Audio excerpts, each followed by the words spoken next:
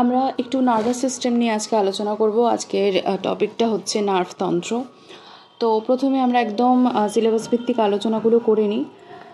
তো সেই জায়গা থেকে যেমন stretch reflex, inverse myotatic reflex, muscle spindle, এছাড়া spinal shock, structure, connections, functions of cerebellum, basal ganglia, thalamus, hypothalamic, control of food and water intake, neuroendocrine functions ইত্যাদির ব্যাপারে আমরা আলোচনা করব। এছাড়াও REM sleep, impulse transmission in autonomic ganglia, molecular basis of autonomic neural activity on effected organs etcetera.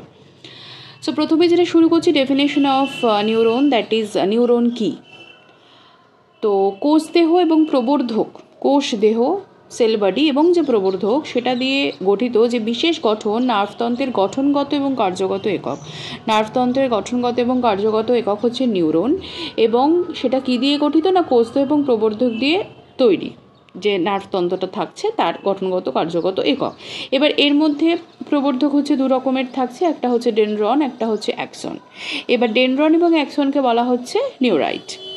এবার Axon কি? নিউরনের দীর্ঘ লম্বা একক এবং শাখাবিহীন বা স্বল্প শাখাযুক্ত নেজল দানাবিহীন, নেজল দানা থাকে না কিন্তু মায়োলিন ও নিউরোলেমা আবরণ থাকছে, মায়োলিন ও নিউরোলেমা আবরণযুক্ত প্রবর্ধককে বলা হচ্ছে গঠনগতভাবে অ্যাক্সন।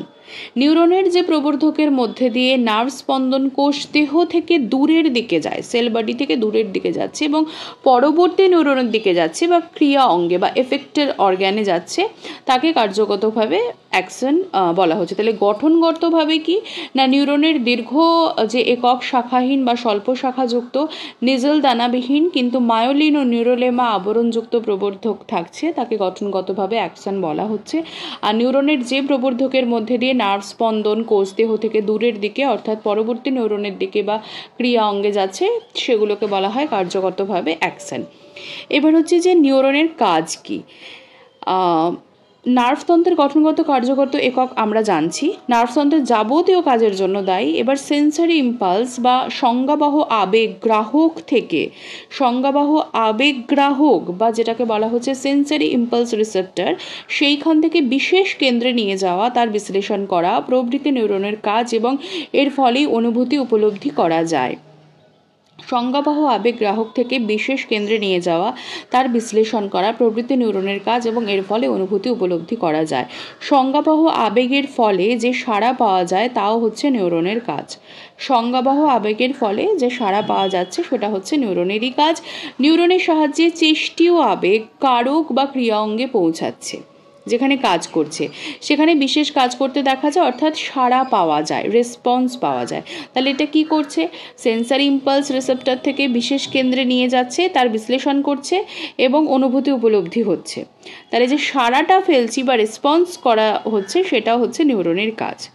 পরের প্রশ্নে চলে আসছি যে নিউরোগ্লিয়া কি। কেন্দ্রীয় নার্ভতন্ত্রের, প্রথম কথা যে নার্ভতন্ত্র কেন্দ্রীয় নার্ভতন্ত্র, প্রান্তীয় নার্ভতন্ত্র। তো কেন্দ্রীয় নার্ভতন্ত্রের নার্ভ কোষের সাথে, নার্ভ কোষ বলতে এখানে নিউরনকে বলা হচ্ছে, তার সাথে প্রবর্ধকযুক্ত বিভাজনে সক্ষম অনিউরনীয়, যেটা কিন্তু নিউরন নয়, তাহলে এই নার্ভ কোষের ক্ষেত্রে কিন্তু আমরা নিউরন বলবো না, নন নিউরাল অনিউরনীয় যে সকল পোষক কোষ থাকছে বা যেটাকে বলা হচ্ছে সাপোর্টিং সেল। তাহলে কোথায় কোন শব্দটা বা টার্মটা আলোচনা হবে সেটাও কিন্তু জানা ভীষণভাবে প্রয়োজন। নার্ভ কোষ বলতেই যে নিউরন তা নয়, এখানে অনিউরনীয় কথাটা কিন্তু বলা হয়েছে, সাপোর্টিং সেলের কথা বলা হচ্ছে, সেটা হচ্ছে নিউরোগ্লিয়া কোষ। যেমন এখানে অ্যাস্ট্রোসাইট, মাইক্রোগ্লিয়া, এছাড়া হচ্ছে অলিগোডেন্ড্রোগ্লিয়া, এইগুলো কিন্তু থাকছে। ঠিক আছে, এরা হচ্ছে বেসিক্যালি তিন প্রকারের, এই নিউরোগ্লিয়া তিন প্রকারের, অ্যাস্ট্রোসাইট প্রকৃতির, মাইক্রোগ্লিয়া এবং অলিগোডেন্ড্রোগ্লিয়া। এবার এই নিউরোগ্লিয়ার কাজটা কি? এরা বেসিক্যালি ইনসুলেটর হিসেবে কাজ করছে। ওকে, এরা হচ্ছে ইনসুলেটর হিসেবে কাজ করছে, আগ্রাসনে সাহায্য করছে এবং মেডেলারি শীথ গঠন করছে, মেডেলারি শীথ গঠন করছে। এরপরে মানুষের ক্ষেত্রে যে সুষুম্না স্নায়ু রয়েছে এবং করোটি স্নায়ু রয়েছে সেগুলো ক প্রকারের, এগুলো ছোট থেকে আমরা অনেক পড়েছি। আবারও বলছি, মানুষের ক্ষেত্রে করোটি যে নার্ভ সেটা হচ্ছে 12 জোড়া এবং মানুষের ক্ষেত্রে সুষুম্না যে নার্ভ সেটা হচ্ছে 31 জোড়া। এবার ব্যাঙের ক্ষেত্রে করোটি নার্ভের সংখ্যা হচ্ছে 10 জোড়া, যেখানে মানুষের ক্ষেত্রে হচ্ছে 12 জোড়া। এরপরে আমরা সেরিব্রাল কর্টেক্সে চলে আসছি। গুরু মস্তিষ্কে কটি খণ্ড রয়েছে, সেগুলো কি কি এবং সেগুলোর কাজ নিয়ে আলোচনা করব। গুরু মস্তিষ্কে মোট 5টি খণ্ড রয়েছে, যেরকম ফ্রন্টাল, প্যারাইটাল, টেম্পোরাল, অক্সিপিটাল এবং লিম্বিক লোব। কি রয়েছে? ফ্রন্টাল, প্যারাইটাল, টেম্পোরাল, অক্সিপিটাল এবং লিম্বিক লোব। ফ্রন্টাল লোবটা কি বা ফ্রন্টাল খণ্ডটা কি? সামনের দিকে প্রিফ্রন্টাল কর্টেক্স ও পেছনের দিকে প্রিসেন্ট্রাল কর্টেক্স রয়েছে। এই যে ফ্রন্টাল লোবটা রয়েছে তার সামনের দিকে রয়েছে প্রিফ্রন্টাল কর্টেক্স এবং পেছনের দিকে প্রিসেন্ট্রাল কর্টেক্স। প্রিফ্রন্টাল কর্টেক্সের বৃদ্ধির সাথে জড়িত বলে এই অঞ্চলটিকে বলা হয় অর্গ্যান অফ মাইন্ড। এটি বুদ্ধির সাথে জড়িত বলে এটাকে বলা হয় অর্গ্যান অফ মাইন্ড। এটি কি করছে না স্মৃতি, শিক্ষা, আবেগ এর কেন্দ্র। প্রিসেন্ট্রাল কর্টেক্স কোনটা? প্রিসেন্ট্রাল কর্টেক্স অঞ্চল থেকে চেষ্টীয় আবেগ কেন্দ্রীয় ও সুষুম্না নার্ভের মাধ্যমে বিভিন্ন ঐচ্ছিক পেশিতে চলে যাচ্ছে এবং বিভিন্ন ঐচ্ছিক কাজগুলোকে নিয়ন্ত্রণ করছে। তাহলে কি বললাম? প্রিসেন্ট্রাল যে কর্টেক্স সেখান থেকে চেষ্টীয় আবেগ কেন্দ্রীয় সুষুম্না নার্ভের মধ্যে দিয়ে, কেন্দ্রীয় হচ্ছে কি বললাম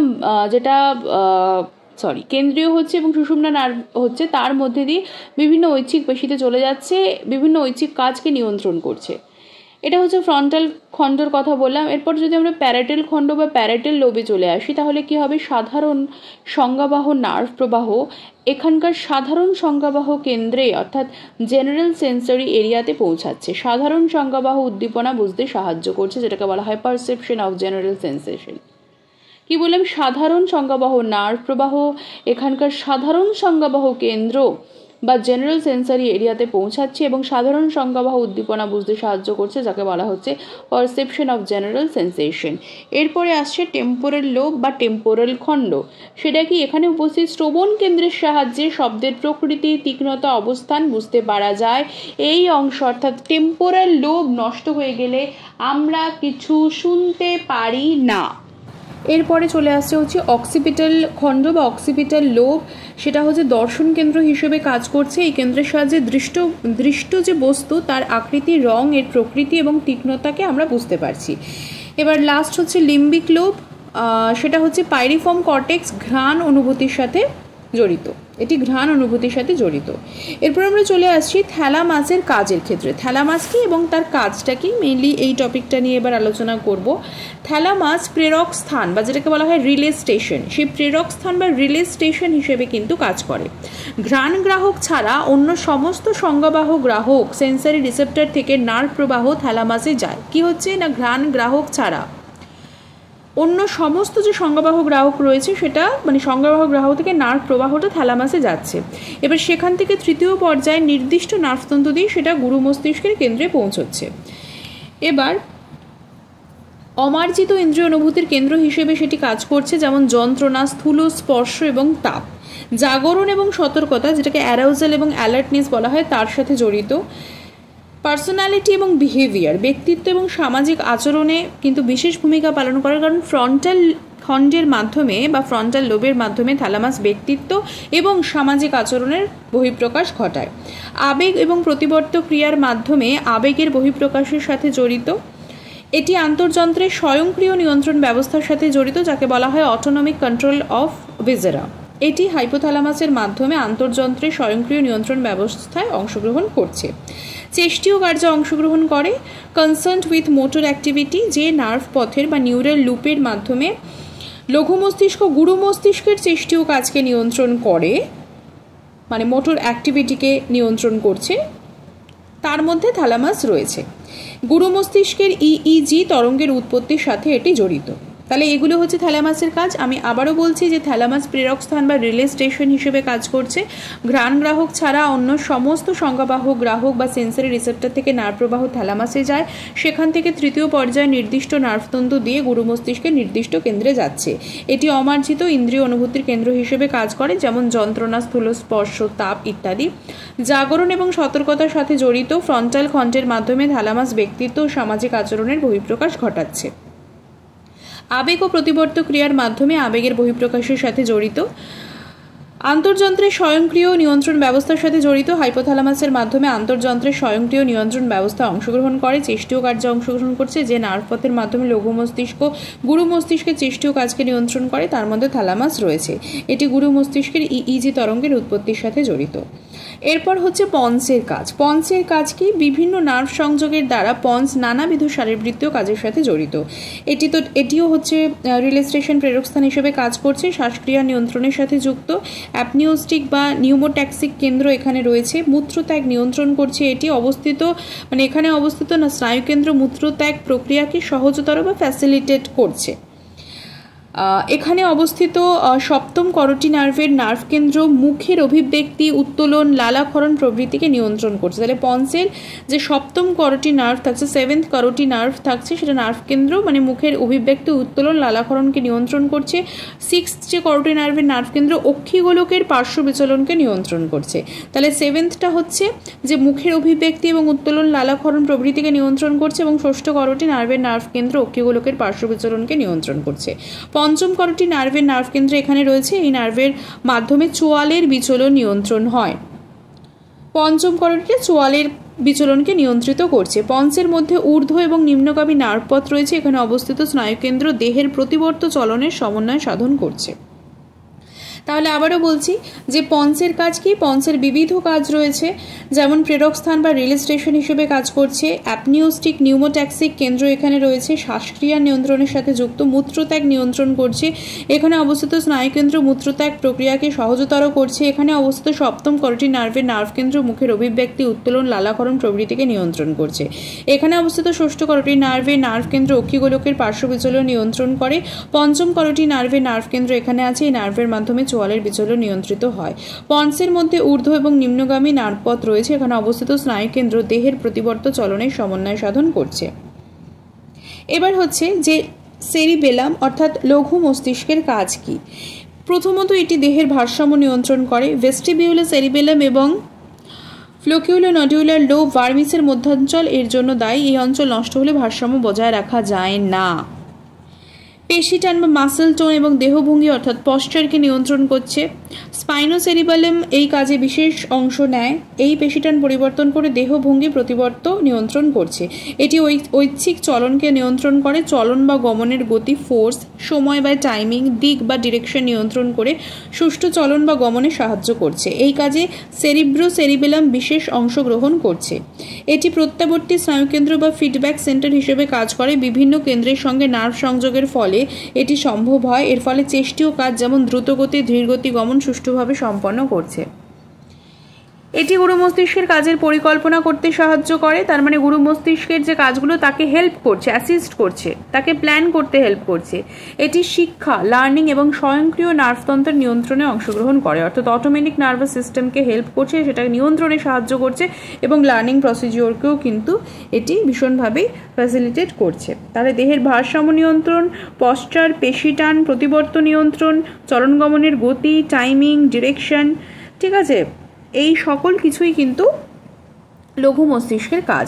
এরপরে আমরা যদি মেডালার কাজে চলে আসি, তাহলে মেডালা কি? মেডালায় অবস্থিত ঊর্ধ্বমুখী নার্ভতন্তুর মধ্যে দিয়ে সংজ্ঞাবহ উদ্দীপনা বা সেন্সারি যে ইম্পালস থাকছে মস্তিষ্কের দিকে যাচ্ছে, এবং নিম্নমুখী যে নার্ভতন্তু তার মধ্যে দিয়ে চেষ্টীয় উদ্দীপনা বা মোটর ইম্পালস সুষুম্নাকাণ্ডের দিকে যাচ্ছে। তাহলে কি বললাম? প্রথমত এটা বুঝতে হবে যে মেডালার মধ্যে অবস্থিত ঊর্ধ্বমুখী নার্ভতন্তু এবং নিম্নমুখী নার্ভতন্তু।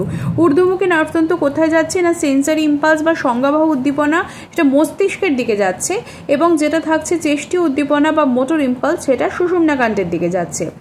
এবার বিভিন্ন শারীরবৃত্তীয় কাজ এখান থেকে নিয়ন্ত্রিত হয়। এখানে অবস্থিত প্রশ্বাস কেন্দ্র বা যেটাকে বলা হয় ইন্সপিরেটরি সেন্টার এবং নিঃশ্বাস কেন্দ্র যেটাকে বলা হয় এক্সপাইরেটরি সেন্টার। শ্বাসকার্য সেটা হচ্ছে রেসপিরেটরি, এই তিনটে জিনিসকে নিয়ন্ত্রণ করছে। তার মানে প্রশ্বাস কেন্দ্র ইন্সপিরেটরি সেন্টারকে নিয়ন্ত্রণ করছে, এক্সপাইরেটরি সেন্টারকে নিয়ন্ত্রণ করছে, রেসপিরেটরিকে নিয়ন্ত্রণ করছে। এখানে উপস্থিত যে কার্ডিয়াক কেন্দ্র বা কার্ডিয়াক সেন্টার থাকছে, ভেসোমোটর কেন্দ্র বা ভেসোমোটর সেন্টার থাকছে, রেসপিরেটরি থাকছে মানে শ্বাসকার্য, এগুলোকে তো নিয়ন্ত্রণ করছে। তার সাথে সাথে হৃদস্পন্দনের হার, রক্তচাপ এইগুলোকেও কিন্তু নিয়ন্ত্রণ করছে, যেহেতু কার্ডিয়াক কেন্দ্র ভ্যাসোমোটর কেন্দ্র এগুলোকেও কিন্তু নিয়ন্ত্রণ করছে। বমন উদ্রেককারী মানে ভমিটিং সেন্টার, গলার্ধকরণ নিয়ন্ত্রণকারী গলার্ধকরণ কিন্তু এখানে অবস্থিত, কেন্দ্রগুলো সেন্টারগুলো এখানে অবস্থিত। এখানে উপস্থিত যে উত্তর এবং অধরা স্যালাইভেটরি বা স্যালাইভারি নিউক্লি থাকছে, সুপিরিয়র ও ইনফেরিয়র স্যালাইভারি ও স্যালাইভারি নিউক্লি লালাক্ষরণ নিয়ন্ত্রণে সাহায্য করছে। দশম, একাদশ, দ্বাদশ করোটি নার্ভের নার্ভ কেন্দ্র এখানে আছে, যেমন পঞ্চম, ষষ্ঠ এবং সপ্তমেরটা আমরা দেখেছিলাম পন্সে রয়েছে। পঞ্চমটা যেটা নার্ভের মাধ্যমে মানে চোয়ালের বিচলন নিয়ন্ত্রিত হচ্ছে, ষষ্ঠ করোটি নার্ভের মাধ্যমে অক্ষিগোলকের পার্শ্ব বিচলন পসিবল হচ্ছে, সপ্তম করোটি নার্ভের জন্য মুখের অভিব্যক্তি, উত্তোলন, লালাক্ষরণ প্রভৃতি নিয়ন্ত্রণ হচ্ছে। আর এদিকে যেটা বললাম যে 10th, 11th and 12th এই তিনটি করোটি নার্ভের নার্ভ কেন্দ্র এখানে রয়েছে। তো পঞ্চম, সপ্তম করোটি নার্ভের কিছু নিউক্লিয়াস কিন্তু এখানে রয়েছে। পন্সে তো রয়েছে, এখানেও কিছু নিউক্লিয়াস রয়েছে। এইসব নার্ভের মাধ্যমে ঘটিত কাজকে সুষুম্না শীর্ষক কিন্তু নিয়ন্ত্রণ করছে। এখানে অবস্থিত ভেস্টিবিউলার নিউক্লিয়াস থেকে বহির্মুখী ভেস্টিবিউলার নার্ভ কিন্তু বেরিয়ে আসে। ভেস্টিবুলার নিউক্লিয়াস থেকে ভেস্টিবুলার নার্ভ বেরিয়ে আসে। দেহভঙ্গি ভারসাম্যের প্রতিবর্ত, পেশি টানের বাধাদানকারী প্রতিবর্ত এখানে রয়েছে। প্রথম কথা, এবার আমরা একটু করোটি নার্ভে চলেছি। করোটি নার্ভ নিয়ে অনেক কথা বলছি। তো এই করোটি নার্ভের যে নামগুলো রয়েছে, আমরা জানি যে 12 জোড়া করোটি নার্ভ রয়েছে এবং সুষুম্নাকাণ্ডের যে সংখ্যা, সুষুম্না নার্ভ বেসিক্যালি সেটা হচ্ছে 31 জোড়া। তো করোটি নার্ভের ক্ষেত্রে হচ্ছে প্রথমত অলফ্যাক্টরি নার্ভ, যেটা হচ্ছে একটা সংজ্ঞাবহ নার্ভ, ঠিক আছে, সেন্সারি একটা নার্ভ যেটা নিচ্ছে সেইটা। আচ্ছা, অলফ্যাক্টরি। নেক্সট হচ্ছে অপটিক নার্ভ, দেখা, ঠিক আছে। করোটি যে নার্ভটা সেটা হচ্ছে অপটিক নার্ভ, এটাও সংজ্ঞাবহ। এরপর হচ্ছে অকিউলোমোটর নার্ভ। মোটর কথাটা আছে, তার মানে কি এটা হচ্ছে মিশ্র নার্ভ। এরপর হচ্ছে ট্রক্লিয়ার নার্ভ। ট্রক্লিয়ার নার্ভ হচ্ছে একটি চেস্টীয় nerve, motor nerve. Trigeminal nerve, এটা হচ্ছে একটা মিশ্র নার্ভ। তাহলে মিশ্র নার্ভ অকিউলোমোটর নার্ভ এবং ট্রাইজেমিনাল নার্ভ, এগুলো মিশ্র নার্ভ। আচ্ছা, অ্যাবডুসেন্স নার্ভ। অ্যাবডুসেন্স নার্ভ হচ্ছে একটি মোটর নার্ভ, চেস্টীয় নার্ভ, এটি কিন্তু পন্সে অবস্থিত। আচ্ছা, সিক্সথ হচ্ছে মানে এই যে 6 করোটি নার্ভ নিউক্লিয়াস থেকেই বেসিক্যালি এর উৎপত্তি, অক্ষিগোলকের পেশির সাথে সংযোগ স্থাপন করে এবং অক্ষিগোলকের বিচলন ঘটায়, যেটা আমরা আলোচনা করেছিলাম যে ষষ্ঠ করোটি নার্ভটা কি করে, অক্ষিগোলকের পার্শ্ব বিচলন ঘটাচ্ছে। এটা করোটিতে এটা হচ্ছে পন্সে অবস্থিত, ঠিক আছে। এরপর যদি আমরা 7 নম্বর ফেশিয়াল নার্ভ, তো ফেশিয়াল নার্ভ হচ্ছে একটা মিশ্র নার্ভ। এটা প্রচুর কিন্তু কোয়েশ্চেনে আসে যে মিশ্র নার্ভের ভেগাস নার্ভ, ফেশিয়াল নার্ভ, এগুলোই ম্যাক্সিমাম এক্সাম্পল থাকে। তো ফেশিয়াল নার্ভের সাথে সাথে আমরা জানলাম অকিউলোমোটর নার্ভ এবং ট্রাইজেমিনাল নার্ভ, এগুলো হচ্ছে মিশ্র নার্ভ, এবং ট্রক্লিয়ার নার্ভটা হচ্ছে চেস্টীয় নার্ভ, এবং আরও একটি চেস্টীয় নার্ভ হচ্ছে অ্যাবডুসেন্স নার্ভ। এবার ফেশিয়াল নার্ভের কথা যেটা বলছি সেটা আমরা জানি 7th করোটি নার্ভ, সেটাও কিন্তু পন্সে থাকছে এবং তার কিছু নিউক্লিয়াস কিন্তু আবার মেডালাতেও থাকছে। এরপর 8th করোটি নার্ভ হচ্ছে অডিটরি নার্ভ, এটি হচ্ছে সংজ্ঞাবহ নার্ভ। আচ্ছা, 9th করোটি নার্ভ হচ্ছে গ্লসোফ্যারিঞ্জিয়াল নার্ভ। গ্লসোফ্যারিঞ্জিয়াল হচ্ছে একটি মিশ্র নার্ভ। ভেগাস নার্ভ হচ্ছে একটি মিশ্র নার্ভ, সেটা হচ্ছে 10th। 11th হচ্ছে স্পাইনাল অ্যাক্সেসরি নার্ভ, সেটা হচ্ছে একটা মোটর নার্ভ, চেস্টীয় নার্ভ।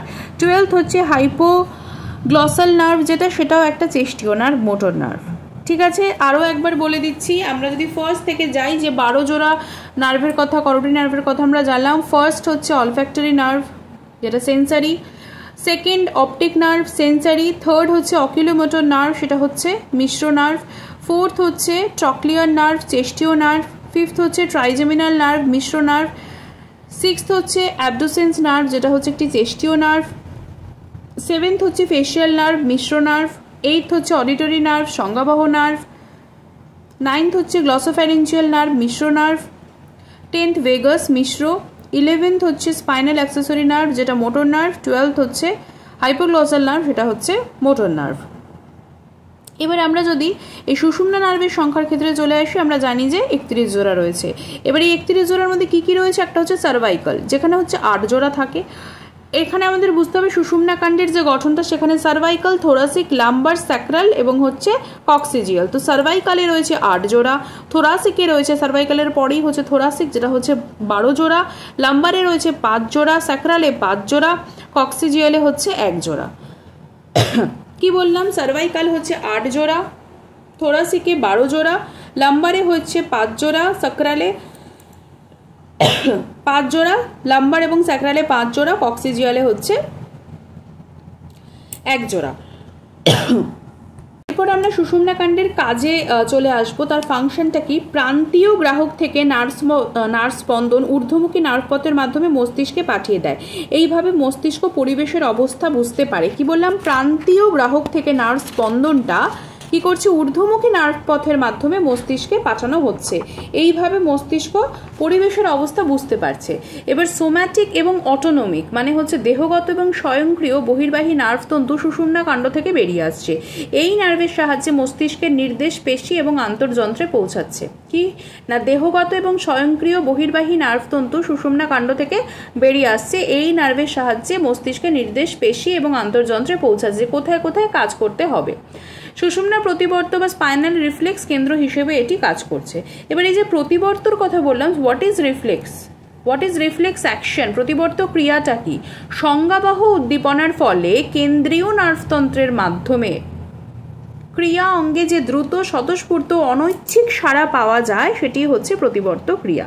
আর প্রতিবর্ত চক্র বা রিফ্লেক্স আর্ক কি, সেটা হচ্ছে যে নার্ভপথের মাধ্যমে প্রতিবর্ত ক্রিয়া ঘটে সেটি হচ্ছে প্রতিবর্ত চক্র, যে নার্ভপথের মাধ্যমে ঘটছে সেটাই প্রতিবর্ত চক্র, রিফ্লেক্স আর্ক। এর আবার 5টা অংশ রয়েছে। এক হচ্ছে গ্রাহক, রিসেপ্টর, যে গ্রহণ করছে, যে উদ্দীপনা গ্রহণ করছে। এরপরে হচ্ছে afferent pathway, efferent pathway. Afferent এবং এফারেন্ট পাথওয়ের মাঝে থাকছে হচ্ছে সেন্টার। আরও ডিটেলসে বলছি, যেরকম অ্যাফারেন্ট পাথওয়ে বা অন্তর্বাহী নার্ভপথ থাকছে, এটি গ্রাহকের সাথে যুক্ত থাকছে। যখন গ্রাহক উত্তেজিত হচ্ছে তখন এই নার্ভপথে নার্ভ স্পন্দন উৎপন্ন হচ্ছে এবং তা এর মধ্যে দিয়ে কেন্দ্রে পৌঁছাচ্ছে। এবার কেন্দ্র কি, অন্তর্বাহী এবং বহির্বাহী নার্ভপথের সংযোগস্থল, অর্থাৎ নার্ভ সন্নিধি বা সাইন্যাপস। তাহলে এই সাইন্যাপসটা হচ্ছে অন্তর্বাহী বহির্বাহী নার্ভপথের একটা সংযোগস্থল। এফারেন্ট পাথওয়ে মানে এটি চেষ্টীয় নার্ভস্পন্দন কেন্দ্র থেকে কারক বা ক্রিয়া অঙ্গে নিয়ে যাচ্ছে। কারক বা ক্রিয়া অঙ্গ বা এফেক্টর অর্গান কি, এটি হচ্ছে সেই অঙ্গ বা গঠন যা চেষ্টীয় নার্ভস্পন্দনে সাড়া দেয়। তাহলে প্রতিবর্ত চক্রের 5টা যে ক্রিয়া রয়েছে বা 5টা অংশ রয়েছে, এক হচ্ছে রিসেপ্টর বা গ্রাহক, যে উদ্দীপনা গ্রহণ করছে। এক হচ্ছে অন্তর্বাহী নার্ভপথ, যেটা গ্রাহকের সাথে যুক্ত থাকছে। গ্রাহক যখন উত্তেজিত হচ্ছে তখন এই নার্ভপথে নার্ভ স্পন্দন উৎপন্ন হচ্ছে এবং তা এর মধ্যে দিয়ে কেন্দ্রে পৌঁছচ্ছে।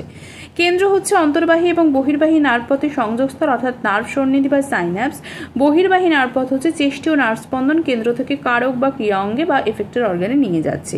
লাস্ট হচ্ছে কারক বা ক্রিয়া অঙ্গ, যেটাকে এফেক্টর অর্গান বলে। এটি হলো সেই অঙ্গ বা গঠন যা চেষ্টীয় নার্ভ স্পন্দনে সাড়া দিচ্ছে।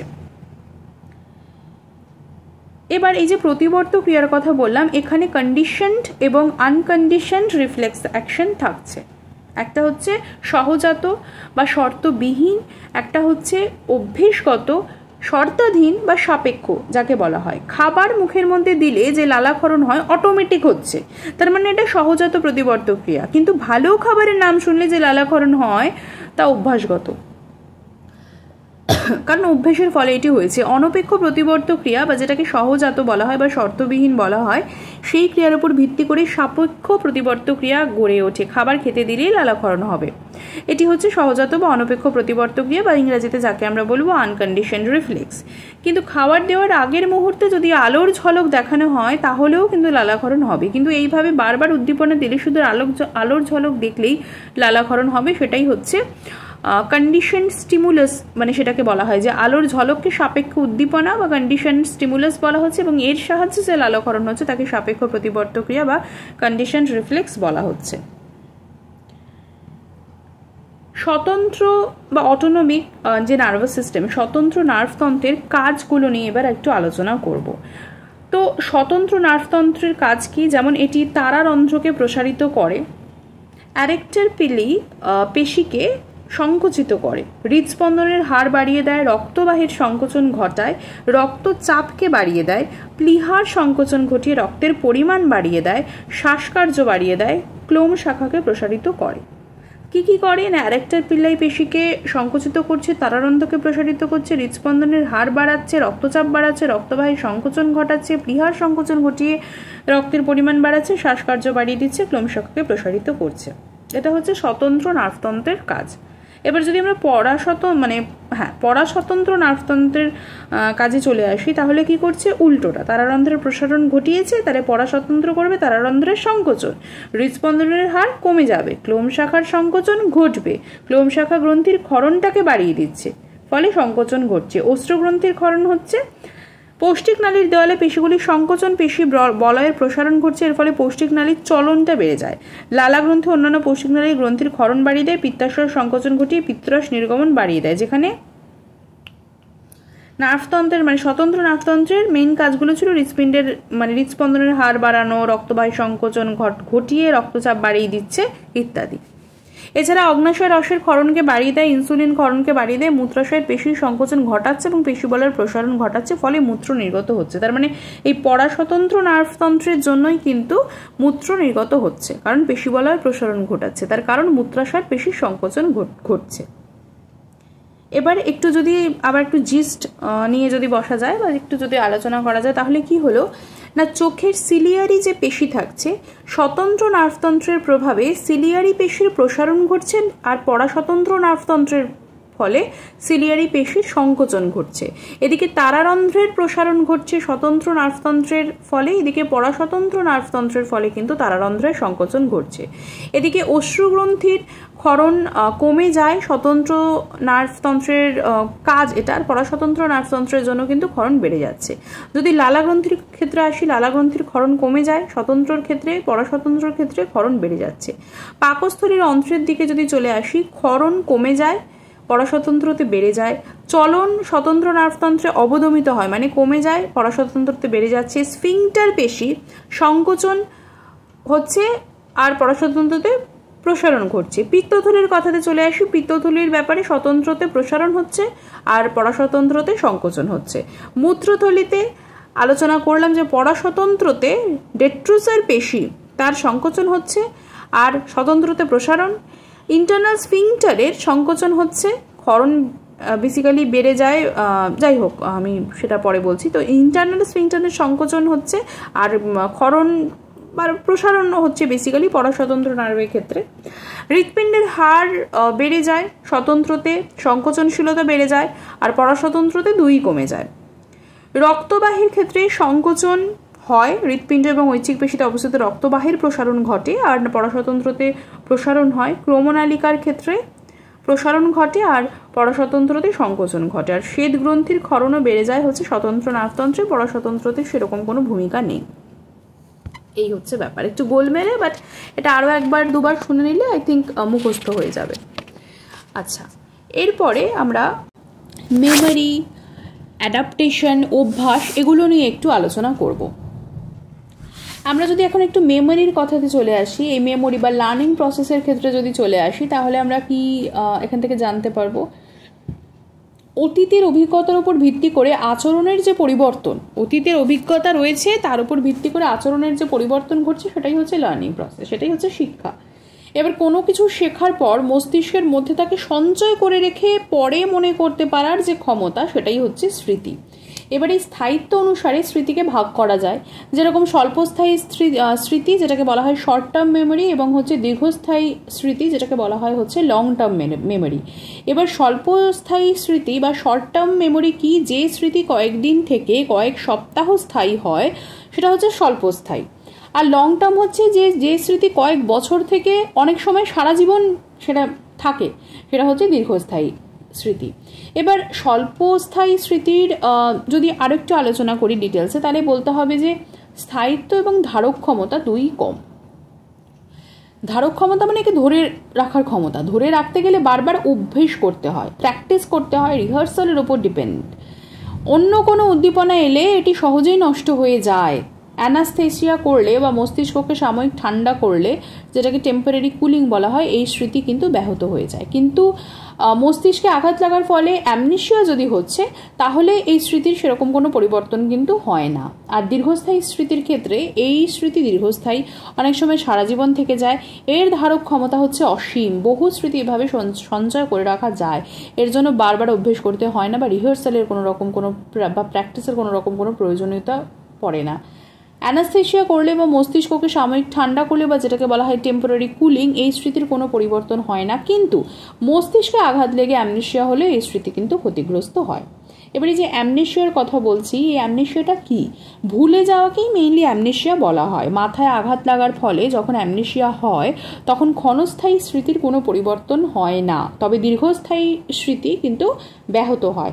মাথায় আঘাত লাগার জন্য যে স্মৃতিভ্রম হয়, সেটি হচ্ছে দু প্রকারের হতে পারে, যেটাকে বলা হয় রেট্রোগ্রেড অ্যামনেশিয়া, আরেকটা হচ্ছে অ্যান্টেরোগেড অ্যামনেশিয়া।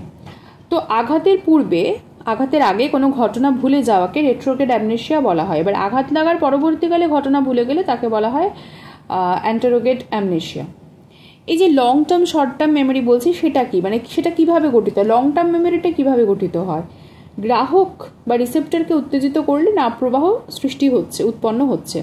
এটি নার্ভের মধ্যে দিয়ে যায় এবং আবর্তিত হয়। এর ফলে নার্ভ সন্নিধিতে গঠনগত, স্ট্রাকচারাল বা কার্যগত, ফাংশনাল একটা পরিবর্তন হচ্ছে, যার ফলে স্থায়ী স্মৃতি গঠন হয়। বিভিন্ন পরীক্ষার সাহায্যে দেখা গেছে যে স্নায়ু সন্নিধি প্রেরক ব্যবস্থা পরিবর্তনের মাধ্যমে স্মৃতি তৈরি হয়। স্নায়ু সন্নিধি সাইন্যাপস প্রেরক ব্যবস্থা পরিবর্তনের মাধ্যমে স্মৃতি তৈরি হচ্ছে। এর সঙ্গে প্রোটিন সংশ্লেষ বিশেষভাবে জড়িত। দেখা গেছে যে স্মৃতি স্থায়ীকরণের সময় প্রোটিন সংশ্লেষ বিরোধী বস্তু দেহে প্রবেশ করালে স্মৃতি ক্ষণস্থায়ী হয়, দীর্ঘস্থায়ী হয় না। তার মানে প্রোটিন সংশ্লেষ বিরোধী বস্তু এটা একটা নেগেটিভ ইম্প্যাক্ট ফেলছে, যেটা দীর্ঘস্থায়ী স্মৃতিকে রাখতে দিচ্ছে না।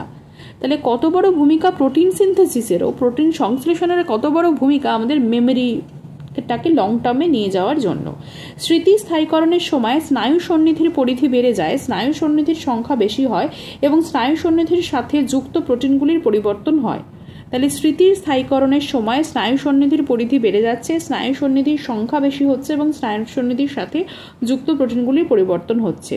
অ্যাপ্লাইসিয়াতে দেখা গেছে যে দীর্ঘস্থায়ী স্মৃতির ক্ষেত্রে নতুন স্নায়ু সন্নিধি তৈরি হচ্ছে, অর্থাৎ সংখ্যা বেড়ে যাচ্ছে। আবার ওই স্মৃতি কমে গেলে স্নায়ু সন্নিধির সংখ্যাও কিন্তু কমে যায়। এবার শিক্ষা এবং স্মৃতি গঠনে, মানে যেটা লার্নিং প্রসেস এবং মেমোরিতেও রয়েছে, অ্যাড্রিনাল গ্রন্থির বিশেষ ভূমিকা রয়েছে। সেটা কি? তার মানে লার্নিং প্রসেস এবং মেমোরি সেটাতে রাখার জন্য প্রোটিনটা তো ভীষণভাবে ইম্পর্টেন্ট আমরা জানলাম, কিন্তু তার সাথে সাথে অ্যাড্রিনাল গ্ল্যান্ড, যেটা হরমোনাল গ্ল্যান্ড, ঠিক আছে, এন্ডোক্রাইন গ্ল্যান্ড, সেটারও বিশেষ ভূমিকা রয়েছে। কিভাবে? বিভিন্ন পরীক্ষায় দেখা গেছে যে শিক্ষা এবং স্মৃতি উভয় প্রক্রিয়া হরমোনের বিশেষ ভূমিকা রয়েছে। এই বিষয়ে গ্লুকোকর্টিকয়েড এবং এপিনেফ্রিন বিশেষভাবে কিন্তু উল্লেখযোগ্য। গ্লুকোকর্টিকয়েড এবং এপিনেফ্রিন দেখা গেছে যে এদের ক্ষরণ একটু বেশি হলে স্মৃতি কিন্তু বর্ধিত হয়। তার মানে আমাদের যদি মেমোরিটাকে আমরা আরও যদি রিভাইভ করাতে চাই, ভালোভাবে রাখতে চাই, লং টার্মে রাখতে চাই, তাহলে কিন্তু আমাদের গ্লুকোকর্টিকয়েড এবং এপিনেফ্রিনের যে ক্ষরণ সেটা আমরা একটু বাড়াবো, যতটা আছে ততটা মানে একটু বাড়ানোর চেষ্টা করব। কিন্তু অধিক পরিমাণে হলে, তার কারণ কোনোটারই হাইপার বা হাইপো কোনোটাই ভালো না, এটা ব্যালেন্সে রাখা ভীষণভাবে প্রয়োজন। যদি অধিক ক্ষরণ হচ্ছে তখন কিন্তু আবার স্মৃতি ব্যাহত হচ্ছে। গ্লুকোকর্টিকয়েড হরমোন বেসিক্যালি মানে ব্লাড ব্রেন ব্যারিয়ার যেটা বলা হয়, রক্ত মস্তিষ্ক একটা বাধা অতিক্রম করে মস্তিষ্কে প্রবেশ করে। গ্লুকোকর্টিকয়েড কি করছে না, ব্লাড ব্রেন ব্যারিয়ারকে অতিক্রম করছে, মস্তিষ্কে প্রবেশ করছে। অ্যামিগডালা এবং হিপোক্যাম্পাসে অবস্থিত গ্লুকোকর্টিকয়েড গ্রাহকের সাথে যুক্ত হয়ে কাজ করে। যেটা কোথায় কাজ করছে, কিভাবে কাজ করছে না, অ্যামিগডালা এবং হিপোক্যাম্পাসে যে গ্লুকোকর্টিকয়েডের রিসেপ্টর রয়েছে তার সাথে যুক্ত হয়ে কাজ করছে। এবার এটা হচ্ছে তার সোর্স, এটা মনে রাখতে হবে। নেক্সট হচ্ছে, এই হরমোনের পরিমাণ অল্প থাকলে স্নায়ু সন্নিধিগুলি সবল, স্ট্রং এবং স্মৃতি বর্ধিত হয়। কিন্তু এই হরমোনের পরিমাণ যদি অনেক বেশি হয়ে যায়, খুব বেশি ক্ষরণ হয়ে গেল, তখন কিন্তু স্নায়ু সন্নিধিগুলো দুর্বল হয়ে যায় এবং স্মৃতি ব্যাহত হচ্ছে। অপরদিকে এপিনেফ্রিন রক্তে গ্লুকোজের মাত্রাকে বাড়িয়ে দেয়, ফলে বেশি পরিমাণ গ্লুকোজ নিউরনে চলে যাচ্ছে, নিউরন যে ক্রিয়া তখন বেড়ে যাচ্ছে, অ্যাসিটাইল কোলিনের ক্ষরণ বেড়ে যাচ্ছে, তাহলে কি বললাম যে এপিনেফ্রিন রক্তে গ্লুকোজের মাত্রা বাড়াচ্ছে, এপিনেফ্রিন বেশি ক্ষরণ হচ্ছে, রক্তে গ্লুকোজের মাত্রা বাড়াচ্ছে। রক্তে গ্লুকোজের পরিমাণ বেড়ে যাওয়া মানে বেশি পরিমাণ গ্লুকোজ তখন নিউরনে চলে যাচ্ছে, নিউরনের ক্রিয়া তখন বা নিউরনের অ্যাক্টিভিটি তখন বেড়ে যাচ্ছে, অ্যাসিটাইলকোলিনের ক্ষরণও তার ফলে বেড়ে যাচ্ছে। সবাই একটার পর একটা রিলেটেড, একটার সাথে একটা রিলেটেড। এছাড়া এপিনেফ্রিন প্রান্তীয় গ্রাহককে উদ্দীপিত করে মস্তিষ্কের কার্যাবলীকে বাড়িয়ে দিচ্ছে, প্রান্তীয় গ্রাহককে উদ্দীপিত করছে এবং মস্তিষ্কের যে কার্যাবলী, ব্রেনের যে অ্যাক্টিভিটি বাড়াচ্ছে। অ্যাড্রিনো রিসেপ্টরের মাধ্যমে এটি কাজ করছে। দেখা গেছে যে এই গ্রাহকের বাধক বা প্রতিরোধক, যেটাকে বলা হয় অ্যাড্রিনো রিসেপ্টর ব্লকার, সেটা প্রয়োগ করলে এপিনেফ্রিনের কোনো কাজ হয় না, তার মানে ওটাকে ব্লক করে দেওয়া হচ্ছে। ভেগাস নার্ভ, যেটা হচ্ছে মিক্সড নার্ভ, নিউক্লিয়াস ট্যাক্টাস সলিটারিয়াস বা যেটাকে বলা হয় হচ্ছে এনটিএস, এটির মাধ্যমে কাজ করে। কারণ এদের নষ্ট করে দিলে স্মৃতির ওপর এপিনেফ্রিনের কোনো রকম প্রভাব পাওয়া যায় না। যদি এগুলোকে নষ্ট করে দেওয়া হয় তাহলে স্মৃতির উপর এপিনেফ্রিন যে কাজ করতো বা করেছে বা কিছু, এর কোনো প্রভাব খুব একটা পড়ে না। তাহলে কি বললাম যে প্রতিরোধক যদি দেওয়া হয়, অ্যাড্রিনো রিসেপ্টর ব্লকার যদি প্রয়োগ করা হয়, তাহলে এপিনেফ্রিনের কোনো কাজ হয় না। আর এপিনেফ্রিন কাজ করছে তো কি করছে না, গ্লুকোজের মাত্রা বাড়াচ্ছে, গ্লুকোজ নিউরনে যাচ্ছে, সেখানে ব্রেইন অ্যাক্টিভিটিটা কিন্তু বেড়ে যাচ্ছে, অ্যাসিটাইলকোলিন ক্ষরণ বেশি হচ্ছে। কিন্তু ব্লকার দিয়ে দিলে সেটা আবার কমে যাচ্ছে, সেটা আর হচ্ছে না, এর কোনো প্রভাব থাকে না। তাহলে এইভাবে শিক্ষা মানে স্মৃতি গঠনে মেইনলি গ্লুকোকর্টিকয়েড এবং এপিনেফ্রিন বিশেষভাবে কিন্তু উল্লেখযোগ্য। গ্লুকোকয়েড অল্প বিস্তর মোটামুটি একটা পরিমাণ মতো থাকলে ঠিক আছে, সেই স্নায়ুসন্নিধিগুলো মানে সবল হবে, আর বেশি হয়ে গেলে অতি ক্ষরণে সেটা দুর্বল হয়ে যাচ্ছে। আর এপিনেফ্রিন যখন হচ্ছে গ্লুকোজের যেহেতু মাত্রা বাড়াচ্ছে, তো গ্লুকোজ নিউরনে যাচ্ছে, সেই মতো করে ব্রেন অ্যাক্টিভিটি বাড়ছে। এরপর আমরা একটু এই যে খাবার দাবার নিয়ে একটু আলোচনা করলাম, যে খাদ্য গ্রহণ, ভোজন বা তৃষ্ণার যে ক্ষেত্রগুলো, এগুলো আমাদের কিন্তু হাইপোথ্যালামাসের ওপর, মানে সে সব কিছুই তো ব্রেনের কাজ। এবার এইটা ডিপেন্ড করে বা অনেকটা নির্ভর করা হচ্ছে হাইপোথ্যালামাসের ওপর। তাহলে আমরা এই ব্যাপারটা নিয়ে একটু আলোচনা এখন করব। হাইপোথ্যালামাসে খাদ্য গ্রহণ ও তৃষ্ণার সাথে জড়িত নার্ভ কেন্দ্র বর্তমান। পার্শ্বীয় হাইপোথ্যালামাসে ভোজন কেন্দ্র বা যেটাকে বলা হয় ফিডিং সেন্টার, এবং অঙ্কমধ্যী অংশে অর্থাৎ ভেন্ট্রোমেডিয়াল অংশে বেসিক্যালি পরিতৃপ্তি কেন্দ্র বা যেটাকে বলা হয় স্যাটাইটি সেন্টার থাকে। একটা হচ্ছে ফিডিং সেন্টার, যেটা হচ্ছে ভোজন কেন্দ্র, আরেকটা হচ্ছে স্যাটিসফ্যাকশন পরিতৃপ্তি কেন্দ্র, যেটাকে স্যাটাইটি সেন্টার বলা হয়। এই দুটি কেন্দ্রের পারস্পরিক কাজের মাধ্যমে কিন্তু আমরা খাদ্য গ্রহণ করি, মানে আমি কতটা ফিড করছি আর কতটাতে স্যাটিসফাইড হচ্ছি। খাদ্য কেন্দ্র থেকে, ফিড সেন্টার থেকে, মানে ফিডিং সেন্টার থেকে উত্তেজনা খাদ্য গ্রহণে প্রেষণা দিচ্ছে। আমার বিরিয়ানি খাওয়ার ইচ্ছা, যে খিদে পেয়েছে, তাহলে খিদে পাওয়া মানে সেটা অ্যাক্টিভেট কোথায় হচ্ছে না, ফিডিং সেন্টারে, যে এবার আমার একটু খাওয়ার লাগবে। এবার হঠাৎ করে বিরিয়ানির কথা মনে পড়লো, যদি আমার বিরিয়ানি ফেভারিট হয়, তাহলে কি হচ্ছে না, ওটা মোটিভেট করছে, আচ্ছা তোমাকে ওটা খেতে হবে, সেটা পরিতৃপ্তি। এবার যদি দেখা যায় যে খাবারটা খাওয়ার পরে আমার বেশ ভালো লাগলো, তাহলে সেটা আরও বেশি কাজ করবে। এবার ভালো লাগলো না, ঠিকঠাক এক্সপেকটেশন যেরকম ছিল সেই অনুযায়ী করেনি, তখন কি হবে, তখন কি পরিতৃপ্তিটা হবে না। এবার লজিকে আসবো, যে খাদ্য গ্রহণ করার পর পরিতৃপ্তি কেন্দ্র উদ্দীপিত হলে পরিতৃপ্তি হয়। তো যেই খাবার খেয়ে আমাদের স্যাটাইটি সেন্টার অ্যাক্টিভেট হয়নি, বা তার মানে সে খুব একটা এক্সাইটমেন্ট দেখানি, বা সেই স্টিমুলেশনে খুব একটা পজিটিভ ফিডব্যাক দিচ্ছে না, তার মানে আমাদের পরিতৃপ্তি হচ্ছে না, তখন পরিতৃপ্তি কেন্দ্র খাদ্য কেন্দ্রকে অবদমিত করে ফেলে, ইনহিবিট করে ফেলে।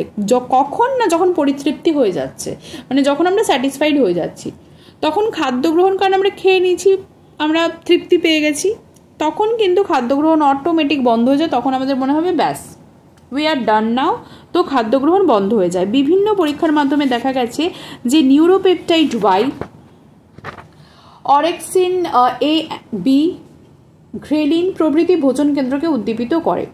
Alpha MSH, CRH, ACTH, insulin, leptin প্রভৃতি ভোজন কেন্দ্রকে অবদমিত করে, মানে এটা স্যাটাইটি সেন্টারের সাথে যুক্ত, মানে এইগুলো। তাহলে orexin A and B, ghrelin, neuropeptide Y, orexin A B, এগুলো বারবার করে বলছি, এগুলো হচ্ছে ফিডিং সেন্টারের সাথে ভোজন কেন্দ্রকে উদ্দীপিত করছে। স্যাটাইটি সেন্টারকে বেসিক্যালি মানে ভোজন কেন্দ্রকে অবদমিত করছে, কারণ এটা স্যাটাইটি সেন্টারের সাথে যুক্ত। সেটা হচ্ছে alpha MSH, CRH, ACTH, insulin, leptin ইত্যাদি। দেখা গেছে যে প্যারাভেন্ট্রিকুলার নিউক্লিয়াস পিভিএন এর কাছে হাইপোথ্যালামাসের সম্মুখ অঞ্চলটি তৃষ্ণা কেন্দ্র বর্তমান। এটি যখন উত্তেজিত হয় তখনই আমাদের জল তেষ্টা পায়। এরপরে আমরা চলে আসব হ্যাবিচুয়েশন বা যেটাকে বলেছিলাম যে অভ্যস্ত হওয়া, সেই ব্যাপারে। অভ্যস্ত হওয়া, সংবেদনশীলতা, এই সব ব্যাপারে। হ্যাবিচুয়েশন বা অভ্যস্ত হওয়া মানে কি? বারবার কোনো উত্তেজনা প্রয়োগ করলে কিছুক্ষণ পর সেই উত্তেজনাতে সাড়া পাওয়া যায় না, একে বলা হয় অভ্যস্ত হওয়া। এর কারণটা কি? আমরা হ্যাবিচুয়েট করে যাচ্ছি। এর কারণটা কি? যে প্রাকসন্নিধি নিউরন প্রান্তে নার্ভ প্রেরক ক্ষরণ হয় না। প্রাকসন্নিধি নিউরন প্রান্তে নার্ভ প্রেরক নিউরো ট্রান্সমিটার ক্ষরণ হয় না। বারবার উত্তেজিত হওয়ার সময় বেশি ক্যালসিয়াম আয়ন এক্সোপ্লাজমে চলে আসে। এক্সোলেমাতে অবস্থিত যে ক্যালসিয়াম নেগেটিভ মানে যে নালিকা থাকছে সেটা বন্ধ হয়ে যায়। তার জন্য নার্ভ উত্তেজনা এলে ক্যালসিয়াম আয়ন আর আসতে পারে না, কারণ সেই নালিকাটা বন্ধ হয়ে যাচ্ছে।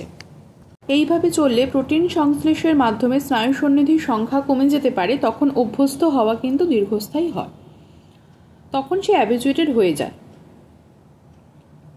তাহলে আলটিমেটলি প্রোটিন সংশ্লেষের মাধ্যমে স্নায়ু সন্নিধির সংখ্যাটা কমে যাচ্ছে, ক্যালসিয়াম আয়ন আসতে পারছে না।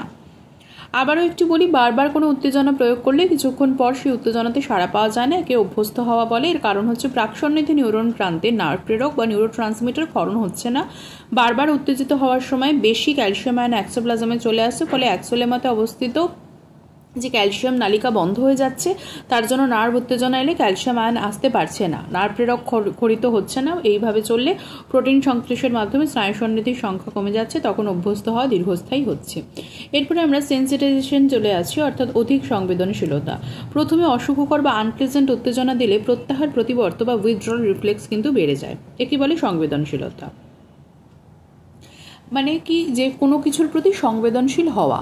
আনপ্লিজেন্ট বা যেটা ভালো লাগছে না বা যেটা অসুখকর সেরকম উত্তেজনা দিলে সেটার ভালো লাগে না, যেহেতু তখন সেটা থেকে মন চলে যায় বা সেটা যেন আর না হয় সেই চেষ্টাটা করা হয়, সেটাকেই বলা হয় উইথড্রল রিফ্লেক্স।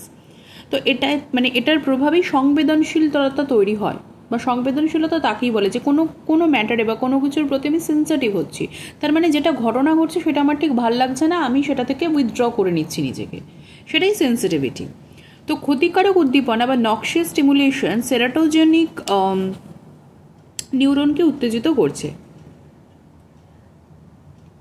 এই নিউরন সংজ্ঞাবহ নিউরনের অ্যাকশন প্রান্তে অ্যাক্সোনিক যে স্নায়ু সন্নিধি সেটা গঠন করছে। সেরোটোনিন মেটাবোট্রপিক গ্রাহকের মাধ্যমে সিএমপি এবং IP3-DAG উৎপন্ন করছে। কি বললাম? ক্ষতিকারক উদ্দীপনা বা নক্সিয়াস স্টিমুলেশন সেরাটোনার্জিক নিউরনকে উত্তেজিত করছে। এই নিউরন সংজ্ঞাবাহ নিউরনের অ্যাকশন প্রান্তে অ্যাক্সোনিক স্নায়ু সন্নিধি গঠন করছে। সেরোটোনিন মেটাবোট্রপিক গ্রাহকের মাধ্যমে সিএএমপি অর্থাৎ সাইক্লিক এএমপি IP3-DAG উৎপন্ন করছে। উভয় যথাক্রমে PKA PKC এর মাধ্যমে প্রাকসন্নিধি নিউরনের এক্সোপ্লাজমে ক্যালসিয়াম আয়নের অন্তর্ভুক্তি বাড়িয়ে দিচ্ছে। তার ফলে নার্ভ প্রেরক ক্ষরণ বেড়ে যাচ্ছে এবং প্রতিক্রিয়া বা রেসপন্স বেশি হচ্ছে। এবার পটাশিয়াম নালিকাকে ফসফেট যুক্ত করে দিচ্ছে।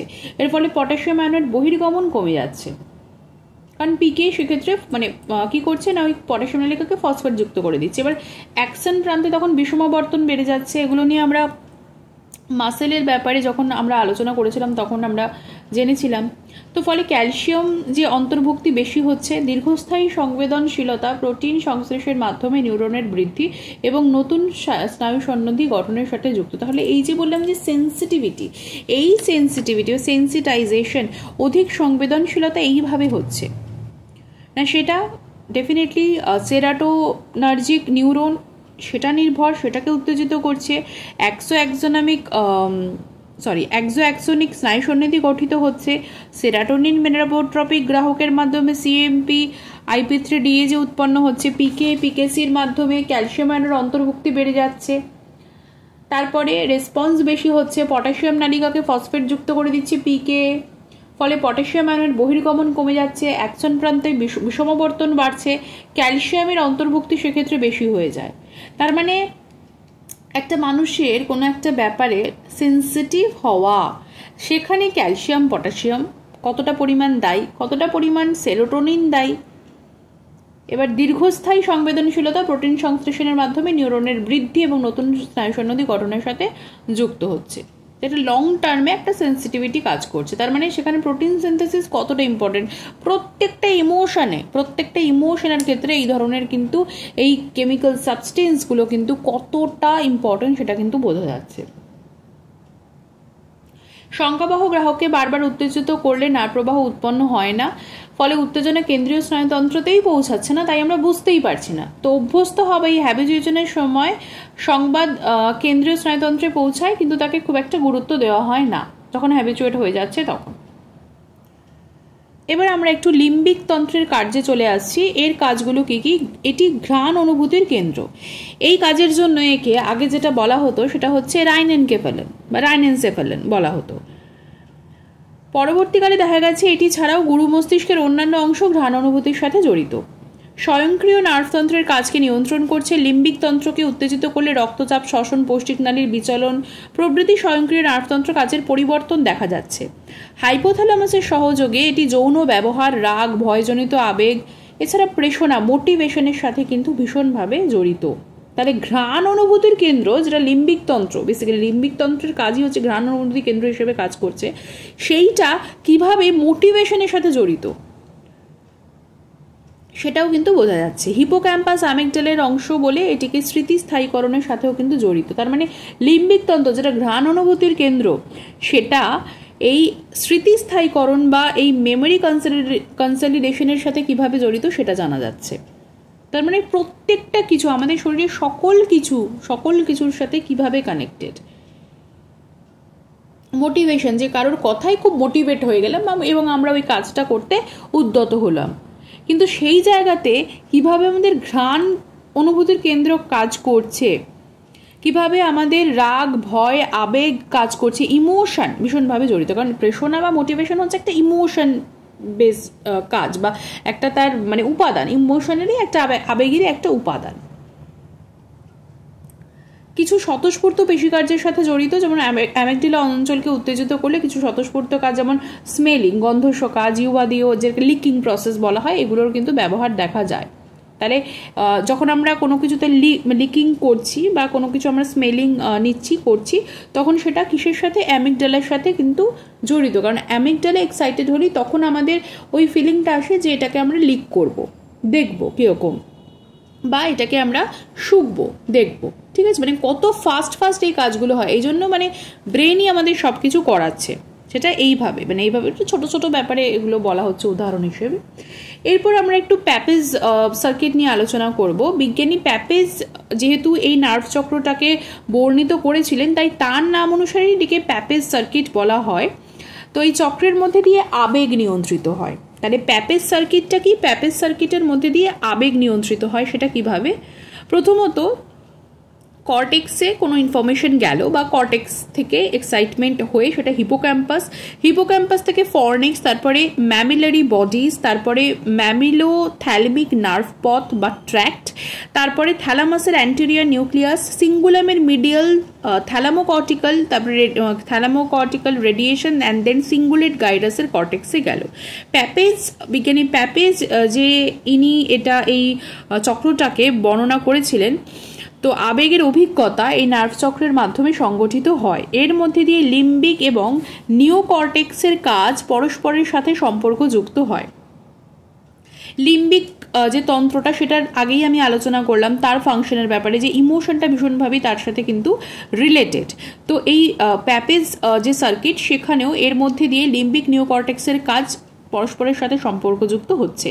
থ্যালামাস নিওকর্টেক্স নার্ভ পথ কোনো একটি কাজের সাথে সম্পর্কযুক্ত, ওই কাজের ফলে যে আনন্দটা পাওয়া যায় সেজন্য দায়ী হচ্ছে হাইপোথ্যালামাস লিম্বিক তন্ত্র। তার মানে হাইপোথ্যালামাস লিম্বিক তন্ত্রের কাজটাই হচ্ছে যে আমাদেরকে আনন্দ দেওয়া।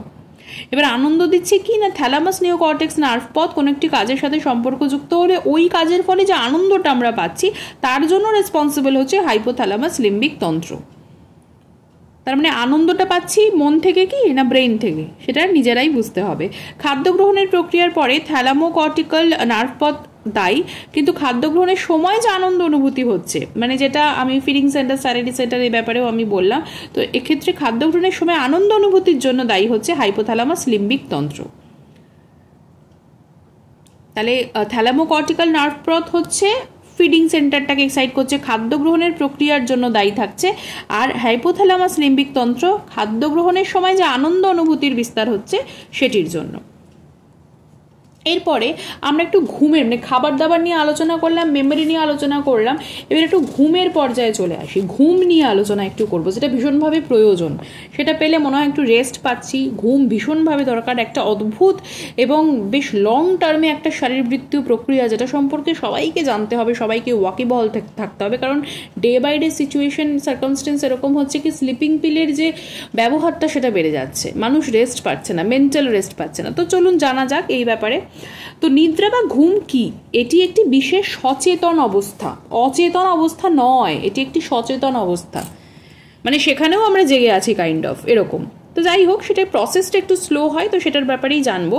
যখন মস্তিষ্কের সক্রিয়তা এমনভাবে পরিবর্তিত হয় যে বহির্জগতের পরিবর্তনে সাড়া দেওয়ার ক্ষমতা খুব কমে যায়, সেটি হচ্ছে নিদ্রা বা ঘুমের একটি অবস্থা। এই সময় মস্তিষ্ক, ইন্দ্রিয়, আমাদের যে সেন্স গুলো আছে, যে অর্গ্যানগুলো আছে, তার অ্যাক্টিভিটি কমছে, ঐচ্ছিক পেশিরা বিশ্রাম পায়, কিন্তু হৃৎপিণ্ড, ফুসফুস, পৌষ্টিকনালী, বৃক্ক প্রভৃতি অঙ্গগুলো কিন্তু সক্রিয় থাকে, তারা কিন্তু অ্যাক্টিভ থাকে। কারণ তারা, হৃৎপিণ্ড যদি বন্ধ হয়ে যায় তো হয়ে গেল, ঠিক আছে, পৌষ্টিকনালীর ক্রিয়া, ফুসফুসের ক্রিয়া, এগুলো যদি বন্ধ হয়ে যায় তাহলে তো হয়েই গেল, হবে না, বন্ধ হওয়া যাবে না। তো ইন্টারনাল অর্গানের যে অ্যাক্টিভিটি সেগুলো কিন্তু সক্রিয় থাকে, কিন্তু যেগুলো ইন্দ্রিয়, যেগুলো মস্তিষ্কের কিছু কাজ, ঐচ্ছিক পেশি, এগুলো বিশ্রামরত অবস্থায় থাকে। এবার ভীষণ ইম্পর্টেন্ট একটা প্রশ্ন, সেটা হচ্ছে মানুষের ক্ষেত্রে এই নিদ্রা বা ঘুমের পরিমাণটা কত?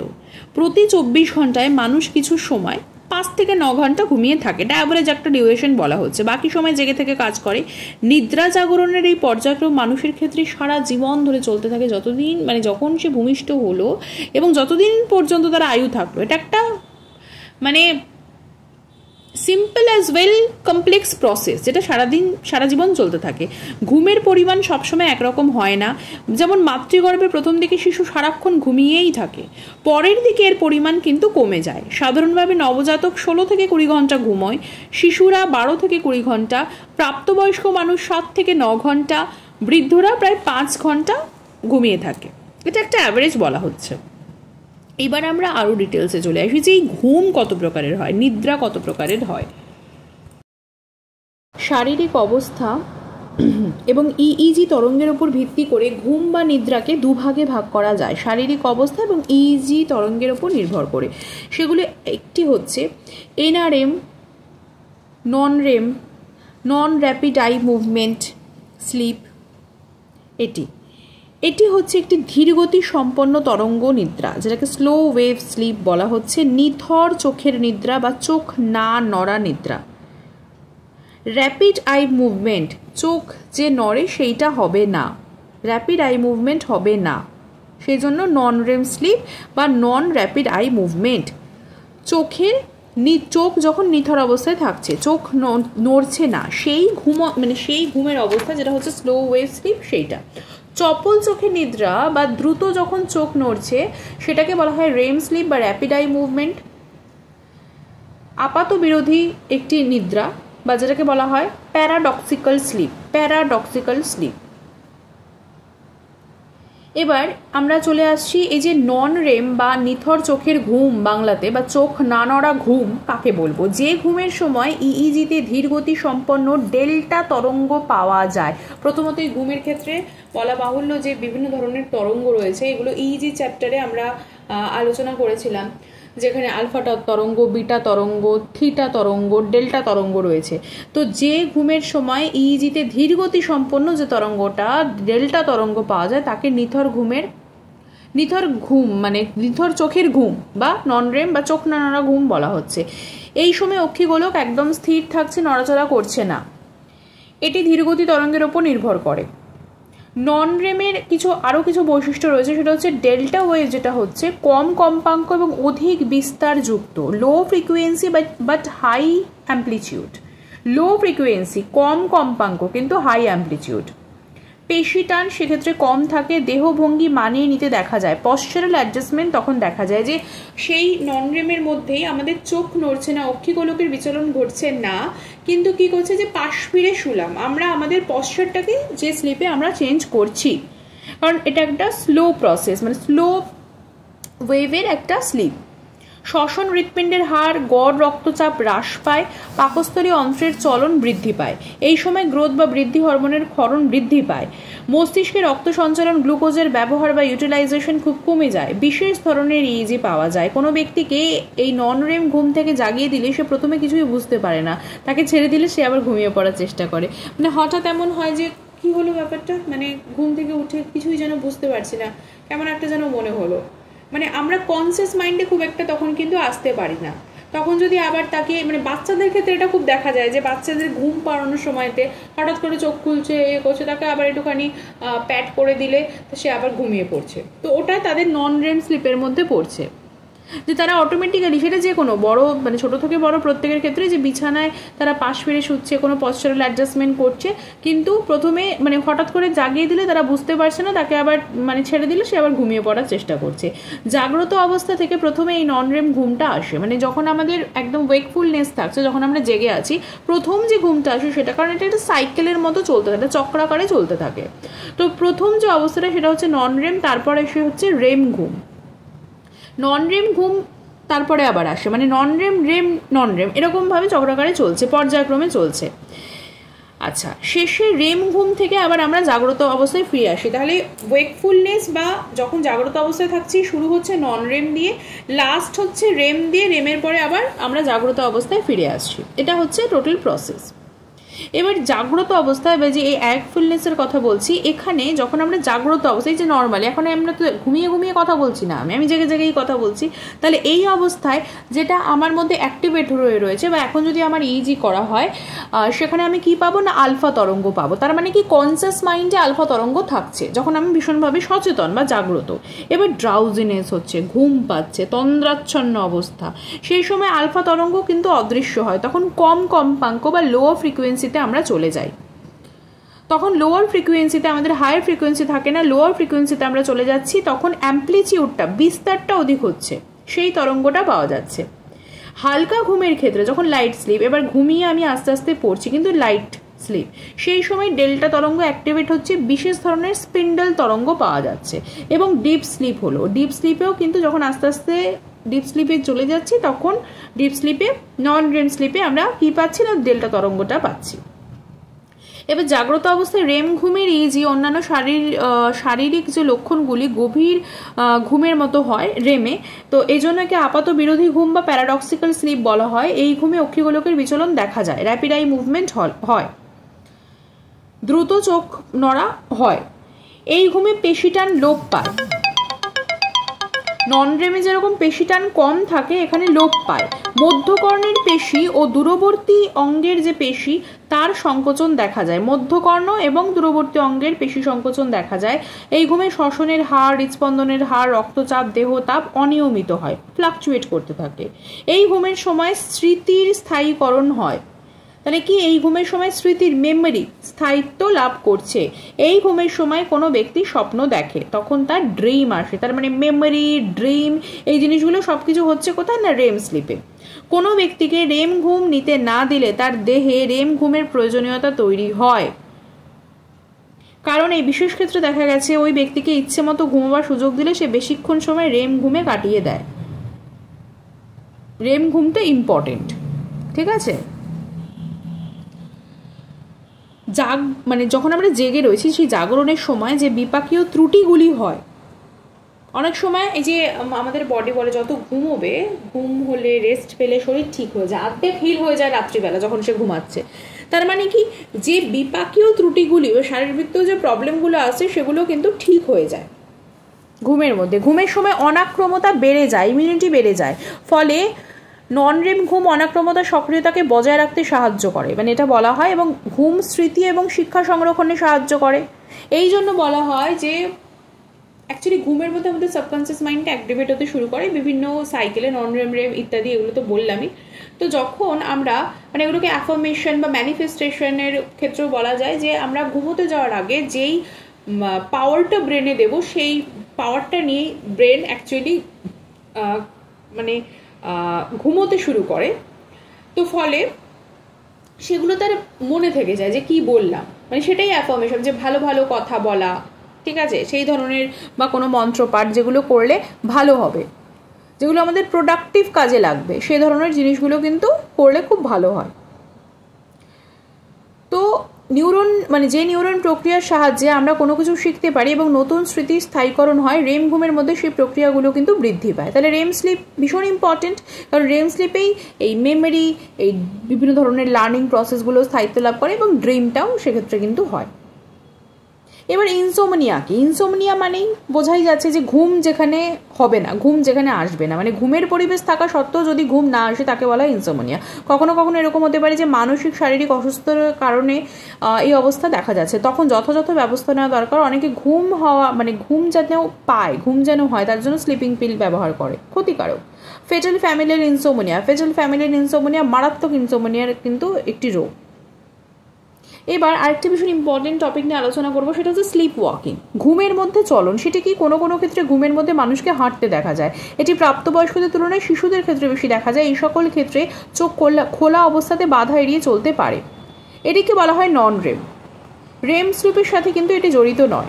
নন রেম মানে নন র্যাপিড আই মুভমেন্ট, কিন্তু চোখ খোলা অবস্থাতে সে বাধা এড়িয়ে, যে কোনো বাধা এড়িয়ে সে অটোমেটিক হেঁটে চলছে, তার মানে ডিপ স্লিপের মধ্যে সে ঢোকেনি।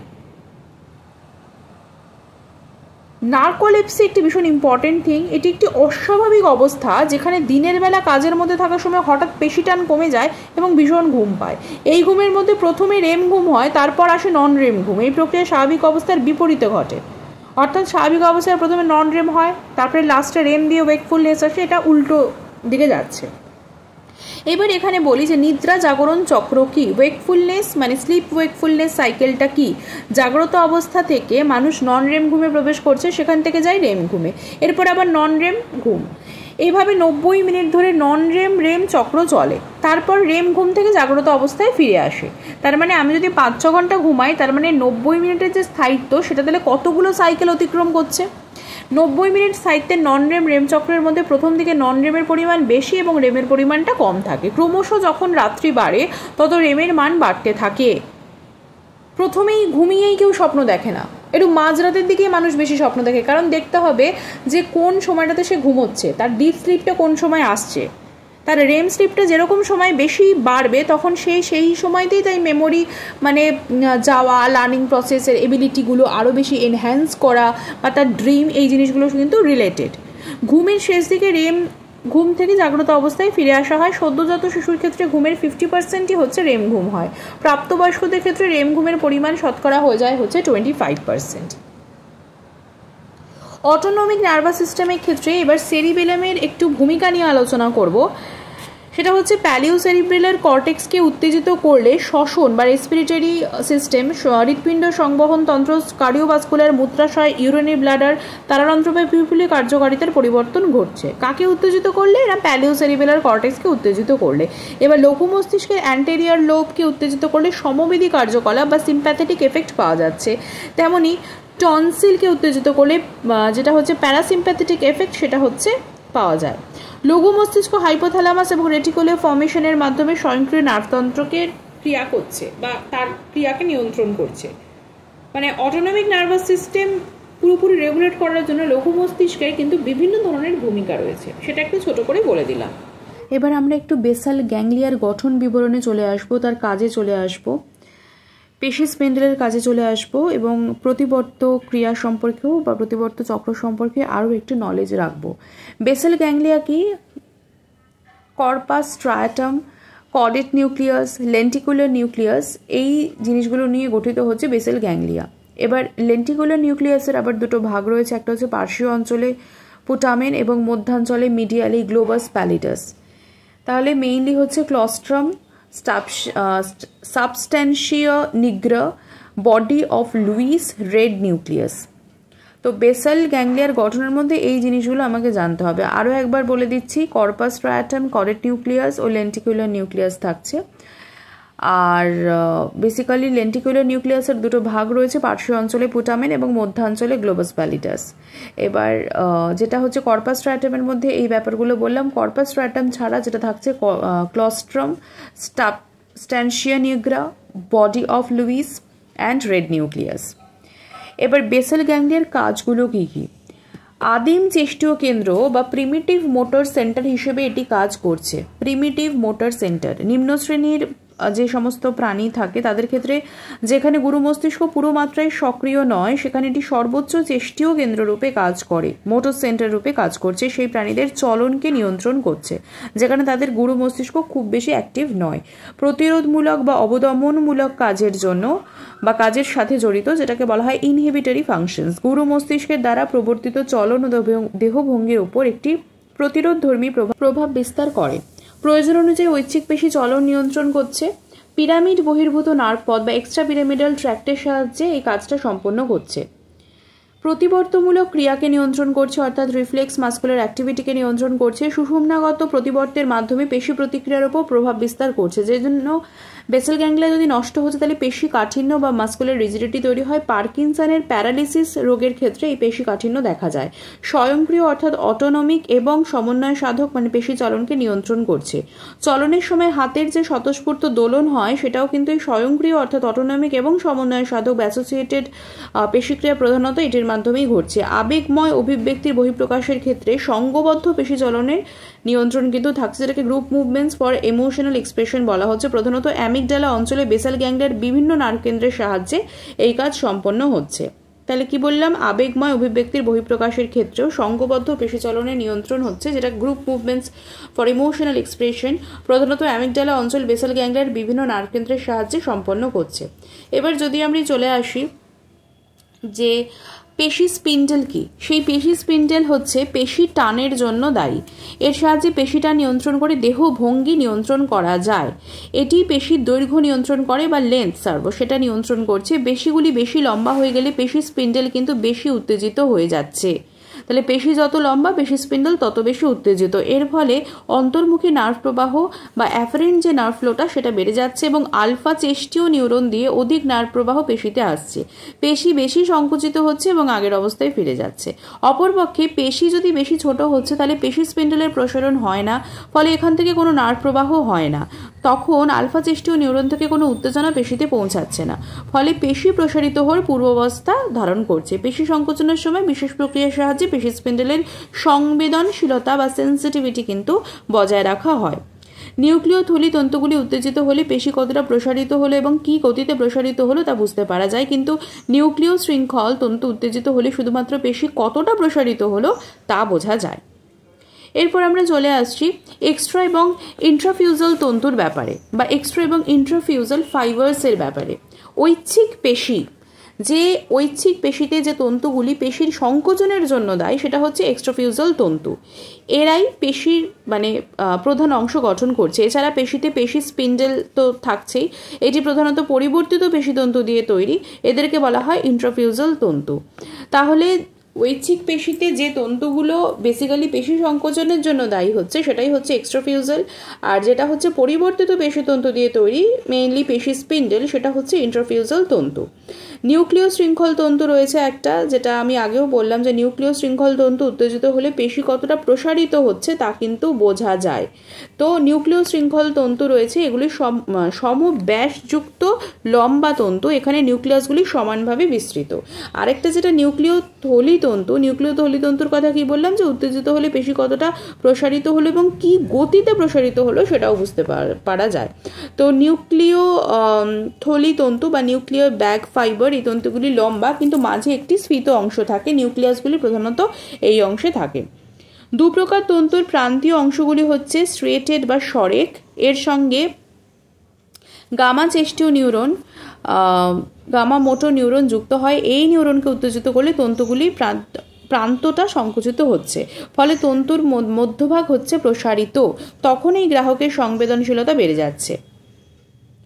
প্রান্ত হচ্ছে সংকুচিত, মধ্যভাগ প্রসারিত, তখনই গ্রাহকের সংবেদনশীলতা বেড়ে যায়। তন্তুগুলির মধ্যভাগের সাথে সংজ্ঞাবহ নার্ভ বা যেটা অ্যাফারেন্ট তার সংযোগ রয়েছে। পেশি স্পিন্ডেল বা মাসেল স্পিন্ডেল গ্রাহকগুলি টান প্রতিবর্ত বা স্ট্রেস রিফ্লেক্স করছে, যার সাথে মানে স্ট্রেস রিফ্লেক্সের সাথে সেটা জড়িত রয়েছে, এবং গামা নার্ভ তন্তু উদ্দীপিত হলে প্রতিবর্ত ক্রিয়ার সংবেদনশীলতা বেড়ে যাচ্ছে। এবার আলফা চেষ্টীয় নিউরন যখন পেশিতে পৌঁছাচ্ছে তার উত্তেজনাটা, তখনও আমরা দেখছি যে সেখানেও কিন্তু একটা পেশি সংকোচন, মানে পেশি প্রসারিত হয়ে যাচ্ছে, তারপরে পেশি সংকোচন থেকে পূর্বাবস্থায় সে ধারণ করছে। এবার পেশি সংকোচনের সময় তখন পেশি স্পিন্ডেলের সংবেদনশীলতা বজায় থাকছে। আবার এই গামা চেষ্টীয় নিউরনের ক্ষেত্রেও দেখছি কিন্তু পেশি সংকুচিত হচ্ছে এবং যে সংবেদনশীলতার প্রতিবর্ত ক্রিয়া সেটাও কিন্তু বেড়ে যাচ্ছে। এরপরে আমরা চলে আসছি হচ্ছে ডিসেরিব্রেট রিজিডিটির ক্ষেত্রে। ডিসেরিব্রেট রিজিডিটি কি না, পাগুলি বেশ লম্বা হয়, যেটাকে হাইপার এক্সটেন্ডেড বলা হচ্ছে। মাথা এবং পা পেছন দিকে হেলে যায়, মাথা এবং পা পেছন দিকে হেলে যায় মেরুদণ্ডের অধিক প্রসারণের জন্য বা হাইপার এক্সটেনশন, ফলে শিট দ্বারা বা ব্যাকবোন যেটা থাকছে অবতল বা কনকেভ আকারের হচ্ছে। পায়ের পেশিগুলি এত বেশি প্রসারিত হয় যে প্রাণী প্রথমে 4টি পায়ের ওপর ভর করে দাঁড়িয়ে থাকতে পারে, কিন্তু রাইটিং প্রতিবর্ত বা রাইটিং রিফ্লেক্স না থাকায় প্রাণীটিকে সামান্য নাড়া দিলে সে আবার পড়ে যায়। এবার টান প্রতিবর্ত বা স্ট্রেস রিফ্লেক্সের জন্য এটি দেখা যায়। ধনাত্মক সমর্থনকারী বিক্রিয়া বা পজিটিভ সাপোর্টিং রিয়াকশনের জন্য দেখা যায়। ক্রসড এক্সটেনশন রিফ্লেক্স বা আড়াআড়ি প্রসারণ প্রতিবর্তের জন্য দেখা যায়। টনিক নেক রিফ্লেক্স বা গ্রীবাস্থানীয় টান প্রতিবর্তের জন্য এটি দেখা যায়। অন্তঃকর্ণজাত টান প্রতিবর্ত বা টনিক ল্যাবিরিন্থিন যে রিফ্লেক্স তার জন্য এটি দেখা যায়। মাথার মানে ব্রেনের বেসিক্যালি মস্তিষ্কের উচ্চ ক্যালিকুলাস বা সুপিরিয়র ক্যালিকুলাস এবং ইনফেরিয়র ক্যালিকুলাসের মধ্যে দিয়ে ব্যবচ্ছেদ করলে সেই ব্যবস্থাটিকে ডিসেরিব্রেট অবস্থা বলা হয়, ব্যবস্থা বলা হয়, বা ডিসেরিব্রেট প্রিপারেশন বলা হয়। প্রাণীটিকে ডিসেরিব্রেট প্রাণী বলা হয়। মস্তিষ্কে অবস্থিত বিভিন্ন নার্ভ কেন্দ্র এই পেশিটানকে বাড়াতে বা কমাতে পারে। ডিসেরিব্রেশনের ফলে বাড়ানো প্রক্রিয়াটি অধিক প্রাধান্য পায়, ফলে পেশিটান বেড়ে যায় এবং পেশির কাঠিন্য দেখা যায়। এই পেশি কাঠিন্যের কারণ হচ্ছে চেষ্টীয় নিউরন সমষ্টি বা মোটর নিউরন যে পুল অধিক সংবেদনশীলতা এবং গামা চেষ্টীয় নিউরনের অধিক সক্রিয়তার ফল। গুরু মস্তিষ্ক এবং বেসেল গ্যাংলিয়ার অবদমনকারী প্রভাব থেকে মুক্তির ফলে এই পেশিকাঠিন্য হয়। এটি হলো পেশিকাঠিন্যের কেন্দ্রীয় প্রক্রিয়া বা সেন্ট্রাল মেকানিজম। এর প্রান্তীয় প্রক্রিয়া বা পেরিফেরাল মেকানিজম হচ্ছে গামা চেষ্টীয় নিউরনের অধিক সক্রিয়তা। তাহলে গুরু মস্তিষ্ক বেসেল গ্যাংলিয়ার অবদমনকারী প্রভাব যেটা হচ্ছে তার জন্য যেটা পেশিকাঠিন্য হচ্ছে সেটা হচ্ছে কাঠিন্যের মানে পেশিকাঠিন্যের কেন্দ্রীয় প্রক্রিয়া বা সেন্ট্রাল মেকানিজম, এবং গামা চেষ্টীয় বা গামা মোটর নিউরনের যে অধিক সক্রিয়তাটা হচ্ছে সেটা হচ্ছে পেরিফেরাল মেকানিজম হচ্ছে, পেরিফেরাল মেকানিজমই তাকে বলা হচ্ছে। এরপর আমরা চলে আসবো রিফ্লেক্স আর্কের ক্ষেত্রে। যে নার্ভ চক্রের সাহায্যে প্রতিবর্ত ক্রিয়া বা রিফ্লেক্স অ্যাকশন সম্পন্ন হয় সেটাই হচ্ছে রিফ্লেক্স আর্ক। 5টি অংশ রয়েছে। একটা হচ্ছে রিসেপ্টর যে উত্তেজনা গ্রহণ করছে, অন্তর্মুখী নার্ভতন্ত্র অ্যাপারেন্টলি যে স্নায়ু প্রবাহ কেন্দ্রে নিয়ে যাচ্ছে, কেন্দ্র যেটা হচ্ছে সেন্টার, এটা নিয়ে আগেও আলোচনা করা হয়েছে। অন্তর্মুখী বহির্মুখী নার্ভতন্ত্র সংযোগস্থল বা সাইন্যাপস, এটা হচ্ছে সংঘবাহ নার্ভ প্রবাহ চেষ্টীয় নার্ভ প্রবাহে পরিণত হচ্ছে এক্ষেত্রে। আর বহির্মুখী নার্ভতন্তু বা এক্সটার্নাল লিম্ব এর মধ্যে দিয়ে চেষ্টীয় উত্তেজনা বা মোটর ইম্পালস ক্রিয়া অঙ্গে বা এফেক্টর অর্গানে পৌঁছাচ্ছে। আর ক্রিয়া অঙ্গ বা এফেক্টর অর্গান হচ্ছে 5 নম্বর নার্ভ উদ্দীপনা চেষ্টীয় নার্ভের মধ্যে দিয়ে এখানে পৌঁছালে এই অঙ্গটি উদ্দীপনায় তখন সাড়া দেয়। তার মানে সেন্সারি মানে রিসেপ্টর হচ্ছে যে কোনো কিছুর উত্তেজনা সে নিল, তারপরে সে গেল সেন্টার পজিশনে গিয়ে সাইন্যাপসের মাধ্যমে সেই নার্ভ প্রবাহ চেষ্টীয়তে বা এফারেন্ট লিভে চলে গেল, মোটর ইম্পালস তৈরি করছে, সেটা এফেক্টর অর্গানে পৌঁছাচ্ছে। এবার মাসল স্ট্রেচ রিফ্লেক্স বা পেশিটান প্রতিবর্তের সম্পর্কে জানবো। একটি একসন্নিধি বিশিষ্ট প্রতিবর্তের উদাহরণ। এই প্রতিবর্ত সুষুম্নাকাণ্ড প্রতিবর্ত বা স্পাইনাল রিফ্লেক্সের একটি প্রধান উদাহরণ। সুষুম্নাকাণ্ডের মধ্যে দিয়ে এটি নিয়ন্ত্রিত হচ্ছে। এই প্রতিবর্তের গ্রাহক হচ্ছে পেশি স্পিন্ডেল। পরিবর্তিত পেশিতন্তু এক্সট্রা এবং ইন্ট্রাফিউজাল তন্তু দিয়ে হচ্ছে তৈরি। এরপর আমরা স্ট্রেচ রিফ্লেক্সের ব্যাপারে চলে আসবো এবং ইনভার্স স্ট্রেচ রিফ্লেক্সের ব্যাপারে চলে আসবো। স্ট্রেচ রিফ্লেক্স বা টান প্রতিবর্ত কি? যখন কোনো ঐচ্ছিক পেশিকে প্রসারিত করা হয় তখন সেটি সংকুচিত হয়ে প্রতিরোধ করে। এটি একটি প্রতিবর্ত ক্রিয়ার মাধ্যমে হয়, একে বলা হয় টান প্রতিবর্ত। এটি একটি একসন্নিধি বিশিষ্ট প্রতিবর্ত ক্রিয়া বা যেটাকে বলা হয় মনোসাইন্যাপটিক রিফ্লেক্স। এটি পেশি টান এবং দেহভঙ্গি নিয়ন্ত্রণে বিশেষ ভূমিকা পালন করে। পেশিতে টান পড়লে পেশি স্পেন্ডেল উত্তেজিত হয়, এখান থেকে নার্ভ প্রবাহ অন্তর্মুখী নার্ভের মধ্যে দিয়ে আলফা যে মোটর নিউরন তাকে উত্তেজিত করছে। এই নার্ভের মধ্যে দিয়ে নার্ভ প্রবাহ নার্ভ ঐচ্ছিক পেশি সংযোগস্থলে পৌঁছাচ্ছে। নার্ভ প্রান্ত থেকে অ্যাসিটাইল কোলিন রিলিজ হচ্ছে। এটি মোটর এন্ড প্লেটে অবস্থিত অ্যাসিটাইল কোলিন গ্রাহকের সাথে যুক্ত হয়ে এক্সট্রাফিউজাল তন্তুগুলোকে উত্তেজিত করছে, তখন পেশি সংকুচিত হচ্ছে। এর ফলে পেশি ছোট হচ্ছে, তখন পেশি স্পিন্ডেলগুলি আলগা হয়ে যায়। সেখান থেকে কোনো নার্ভ প্রবাহ কিন্তু কেন্দ্রে তখন যায় না। কোনো নার্ভ প্রবাহ চেষ্টীয় নার্ভ দিয়ে এক্সট্রাফিউজাল পেশিতন্তুতে পৌঁছাতে পারে না, ফলে পেশিগুলি প্রসারিত হয়। এভাবে প্রসারিত হলে তখন আবার পেশি স্পিন্ডেলে টান পড়ে, পুনরায় এখান থেকে নার্ভ প্রবাহ সুষুম্না কাণ্ডে যাচ্ছে, এক্সট্রাফিউজাল পেশিকে উত্তেজিত করছে, পেশি সংকোচন ঘটাচ্ছে। এভাবে পর্যায়ক্রমিকভাবে চলতে থাকে। তো এভাবে চলতে থাকলে পেশি সবসময় সামান্য সংকুচিত অবস্থায় থাকে এবং পেশিটান বজায় থাকে। নার্ভতন্ত্রের সক্রিয়তা এবং পেশিটানের পরিবর্তন ঘটিয়ে দেহভঙ্গি নিয়ন্ত্রিত হয়। পেশি স্পিন্ডেল বেশি উত্তেজিত হলে পেশিটান বেড়ে যায়, এগুলি কম উত্তেজিত হলে পেশিটান কমে যায়। দেহভঙ্গি নিয়ন্ত্রণের জন্য দায়ী উদ্দীপকগুলি গামা মোটর নিউরনের সক্রিয়তার পরিবর্তন ঘটিয়ে পেশিটানকে নিয়ন্ত্রণ করে। এটা হচ্ছে বডি পশ্চার নিয়ন্ত্রণের জন্য। এভাবে বিভিন্ন প্রতিবর্তের সাহায্যে দেহভঙ্গি কিন্তু নিয়ন্ত্রিত হয়। এবার ইনভার্স স্ট্রেচ রিফ্লেক্স কি ঐচ্ছিক পেশি টেন্ডানের সাহায্যে অস্থির সাথে যুক্ত। পেশিতে যেমন পেশি স্পিন্ডেল গ্রাহক আছে, তেমনি টেন্ডানে টেন্ডন গ্রাহক রয়েছে, একে বলা হয় গলগি টেন্ডন অর্গান। এবার অন্তর্মুখী নার্ভতন্তুর সংযোগ রয়েছে, যেখানে বিপরীত টান প্রতিবর্ততে আইবি অন্তর্মুখী নার্ভতন্তুর সংযোগ, সেখানে টান প্রতিবর্ততে আইএ অন্তর্মুখী নার্ভের সাথে কিন্তু সংযোগ রয়েছে। এবার এই আইবি অন্তর্মুখী নার্ভতন্তুটি সুষুম্নাকাণ্ডে একটি অবদমনকারী নিউরন বা ইনহিবিটরি নিউরনের মাধ্যমে চেষ্টীয় নিউরনের সাথে যুক্ত হয়। টেন্ডন গ্রাহক উত্তেজিত হলে আলফা চেষ্টীয় নিউরন অবদমিত হয় এবং পেশির প্রসারণ ঘটে। দেখা গেছে ঐচ্ছিক পেশিতে টান পড়লে পেশি সংকুচিত হয়ে তাকে প্রতিরোধ করছে, কিন্তু যদি অত্যাধিক টান পড়ে তখন টেন্ডন গ্রাহক উত্তেজিত হয়ে যাচ্ছে, ফলে চেষ্টীয় নিউরন অবদমিত হচ্ছে এবং পেশির সংকোচন বন্ধ হয়ে প্রসারিত হচ্ছে। এরও বিপরীত ক্রিয়া হয় বলে একে বলা হয় বিপরীত টান প্রতিবর্ত। এটি একটি রক্ষাকারী প্রতিবর্ত বা প্রোটেকটিভ রিফ্লেক্স। এর ফলে পেশি টান পড়লেও কিন্তু পেশি বিচ্ছিন্ন হতে পারে না। এবার একটা ভীষণ ইন্টারেস্টিং টপিক নিয়ে আলোচনা করবো, সেটা হচ্ছে মেডালেটেড নার্ভের নৃত্যক পরিবহন কি। মেডালেটেড নার্ভতন্ত্রের দুটি নোড অফ র্যানভিয়ারের মধ্যে স্থানীয় যে তড়িৎচক্র বা লোকাল ইলেকট্রিক সার্কিট উৎপন্ন করছে, এর ফলে নিষ্ক্রিয় নোডটিতে বিষমবর্তন হচ্ছে। নার্ভ ক্রিয়া বিভব বা অ্যাকশন পোটেনশিয়াল তৈরি হচ্ছে। এই ক্রিয়া বিভব একটি নোড থেকে পরবর্তী নোডে যাচ্ছে। যেহেতুই নার্ভ প্রবাহ মনে হয় লাফিয়ে লাফিয়ে একটা নোড থেকে অপর নোডে যায়, এটাকে বলা হয় নৃত্যক পরিবহন পদ্ধতি। এক্ষেত্রে নার্ভ প্রবাহের গতি বেশি হচ্ছে। সেরিবেলাম কর্টেক্সের ক্ষেত্রে চলে আসি। পার্কিনজি কোষ এবং গভীর কোষী নিউক্লিয়াসকে ডিপ সেলুলার নিউক্লিয়াস একসাথে বা একযোগে সেরিবেলাম কর্টেক্সের কার্যকরী একক বলা হচ্ছে। কাকে না, পার্কিনজি সেল আর হচ্ছে যে ডিপ সেলুলার নিউক্লিয়াস, গভীর নিউক্লিয়াসকে একযোগে সেরিবেলাম কর্টেক্সের কার্যকরী একক বলা হচ্ছে, কারণ এদের সাহায্যে সেরিবেলামের বিভিন্ন কার্যকারিতা নিয়ন্ত্রণ হয়।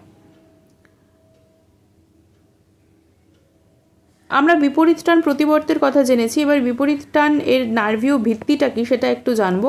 প্রথমত একটা স্ট্রেচ প্রতিবর্ত ক্রিয়ার বিপরীত হচ্ছে বিপরীত যে প্রতিবর্তটা হচ্ছে সেটা ঐচ্ছিক পেশিতে টান পড়লে স্ট্রেচ প্রতিবর্ত ক্রিয়ার ফলে পেশি সংকুচিত হয়, কিন্তু বেশি মাত্রায় টান পড়লে এই প্রতিবর্ত ক্রিয়ার মাধ্যমে স্ট্রেচ প্রতিবর্ত ক্রিয়া অবদমিত হচ্ছে এবং পেশি প্রসারিত হচ্ছে। এটি একটি রক্ষাকারী প্রতিবর্ত ক্রিয়া। এই ক্রিয়ার ফলে পেশিতে বেশি টান পড়লে তা ছিন্ন হয় না। That's why it is very important. বিপরীত টান প্রতিবর্ত ক্রিয়ার নার্ভীয় ভিত্তি কি ঐচ্ছিক পেশি টেন্ডনের সাহায্যে হাড়ের সাথে যুক্ত। টেন্ডনে অবস্থিত টান গ্রাহকের নাম Golgi tendon organ. IB afferent নার্ভের সাথে এটি যুক্ত।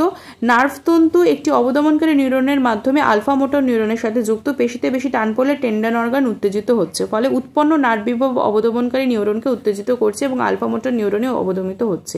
পেশিগুলি প্রসারিত হয়। এটি স্ট্রেচ প্রতিবর্ত ক্রিয়ার বিপরীত, সেজন্য এরকম একটা নাম। গুরু মস্তিষ্কের কার্যাবলীর ব্যাপারে তো আলোচনা বিভিন্নভাবে করা হয়েছে। এবার গুরু মস্তিষ্কের একটি অসুষম কার্যাবলী সম্পর্কে আলোচনা করব, এবং এই গুরু মস্তিষ্কের কার্যগত অসুষমতাটা সেটাও কিন্তু একটু বর্ণনা করব। তার আগে আমরা একটু আলোচনা করে নিই স্বয়ংক্রিয় গ্যাংলিয়ার কাজের ব্যাপারে। স্বয়ংক্রিয় গ্যাংলিয়া কি? স্বয়ংক্রিয় নার্ভতন্ত্রে প্রি এবং পোস্ট গ্যাংলিওনিক নিউরনের সংযোগস্থলকে স্বয়ংক্রিয় নার্ভতন্ত্র বা অটোনমিক যে নার্ভাস সিস্টেম, প্রি এবং পোস্ট গ্যাংলিওনিক নিউরনের যে সংযোগস্থলে সেই সংযোগস্থলটাকেই বলা হচ্ছে স্বয়ংক্রিয় গ্যাংলিয়ন। প্রেরক পদার্থ হচ্ছে নিউরোট্রান্সমিটার। এবার তার সাহায্যে নার্ভ বিভব, নার্ভ যে পোটেনশিয়াল এবং গ্যাংলিয়ার মধ্যে দিয়ে পূর্ববর্তী নিউরন থেকে পরবর্তী নিউরনে সেটি যাচ্ছে। তো এটাই হচ্ছে স্বয়ংক্রিয় গ্যাংলিয়ার কাজ। প্রি পোস্ট গ্যাংলিওনিক নিউরনের সংযোগস্থল, যেটা প্রেরক পদার্থ বা নিউরো ট্রান্সমিটারের সাথে নার্ভ বিভব এই গ্যাংলিয়ার মধ্যে দিয়ে পূর্ববর্তী নিউরন থেকে পরবর্তী নিউরনে যাচ্ছে। গ্যাংলিওনিক পরিবহন একটি পদ্ধতি যার সাহায্যে প্রিগ্যাংলিওনিক নিউরন দিয়ে বাহিত নার্ভ ক্রিয়া বিভব পরবর্তী নিউরনে ক্রিয়া বিভব উৎপন্ন করতে পারে। স্বয়ংক্রিয় গ্যাংলিয়নের মধ্যে দিয়ে নার্ভ ক্রিয়া বিভব প্রেরক পদার্থের মাধ্যমে বাহিত হচ্ছে নিউরোট্রান্সমিটার। যখন নার্ভ ক্রিয়া বিভব প্রিগ্যাংলিওনিক নিউরনের প্রান্তে পৌঁছাচ্ছে তখন প্রান্তটির বিষমবর্তন ঘটছে বা যেটাকে বলা হয় ডিপোলারাইজেশন। এর ফলে ক্যালসিয়াম নালিকা উন্মুক্ত হচ্ছে। তখন অন্তঃকোষীয় তরল ইসিএফ এক্সট্রাসেলুলার ফ্লুইড থেকে ক্যালসিয়াম আয়ন কি করছে, এক্সোপ্লাজমে প্রবেশ করছে। এবার ক্যালসিয়াম আয়নের সাহায্যে এখানে অবস্থিত অ্যাসিটাইলকোলিনযুক্ত ভেসিকেলগুলি এক্সোলেমার সাথে একত্রীকরণ ঘটছে। পরবর্তী পর্যায়ে উত্তেজিত এক্সোসাইটোসিস প্রক্রিয়ার সাহায্যে বা এক্সাইটেশন এক্সোসাইটোসিস প্রক্রিয়ার সাহায্যে ভেসিকেলগুলি ছিন্ন হচ্ছে এবং অ্যাসিটাইলকোলিন নির্গত হচ্ছে। প্রেরক পদার্থ পরবর্তী নিউরনের এক্সোলেমাতে অবস্থিত নিকোটিনিক অ্যাসিটাইলকোলিন গ্রাহকের সাথে যুক্ত হচ্ছে এবং প্রেরক পদার্থ গ্রাহক সংযুক্তির ফলে রিসেপ্টরের সাথে কানেকশনের ফলে ইপিএসপি উৎপন্ন করছে। এটি নির্দিষ্ট মাত্রার হলে পরবর্তী নিউরনে ক্রিয়াবিভব উৎপন্ন হয় যা নিউরন প্রান্ত পর্যন্ত চলে যায়। প্যারাসিম্প্যাথেটিক গ্যাংলিয়নের ক্ষেত্রে দুটি কোলিনার্জিক নিউরন থাকছে, কিন্তু সিম্প্যাথেটিক গ্যাংলিয়নের ক্ষেত্রে দ্বিতীয়টি নর অ্যাড্রিনার্জিক নিউরন থাকছে। পোস্ট সাইন্যাপটিক পর্যায়ে অবস্থিত কোলিন এস্টারেজ উৎসেচক অ্যাসিটাইলকোলিন বিনষ্ট করছে এবং গ্যাংলিয়ন পরিবহন বন্ধ হয়ে যাচ্ছে। অ্যাসিটাইলকোলিন M2 গ্রাহকের সংযুক্তির ফলে ধীর যে ইপিএসপি স্লো ইপিএসপি উৎপন্ন করছে, সংবেদী গ্যাংলিয়নের মধ্যে দিয়ে নার্ভ বিভব পরিবহনকে পরিবর্তিত করতে পারে। সংবেদী গ্যাংলিয়নে বিভিন্ন পোস্ট গ্যাংলিয়নিক নিউরন আছে যা ইপিএসপি এবং আইপিএসপি উৎপন্ন করছে, যেমন দ্রুতগতি ইপিএসপি বা ফাস্ট ইপিএসপি। 30 মিলিসেকেন্ড হচ্ছে প্রেরক পদার্থ অ্যাসিটাইলকোলিন, তার গ্রাহক হচ্ছে নিকোটিনিক কোলিনার্জিক গ্রাহক। এদিকে ধীরগতি ইপিএসপি ইপিআইপি যেটা স্লো ইপিএসপি। 30 সেকেন্ড অ্যাসিটাইলকোলিন হচ্ছে প্রেরক পদার্থ, যেখানে M2 মুসাকারিনিক গ্রাহক থাকছে। বিলম্বিত বা যেটা লেট স্লো ইপিএসপি হচ্ছে 4 মিনিট। জিএনআরএইচ হচ্ছে প্রেরক পদার্থ, জিএনআরএইচ গ্রাহকের মাধ্যমে হচ্ছে। ধীরগতি আইপিএসপি থাকছে 2 সেকেন্ড ডোপামিন প্রেরক পদার্থ এবং D2 গ্রাহকের মাধ্যমে এটা হচ্ছে।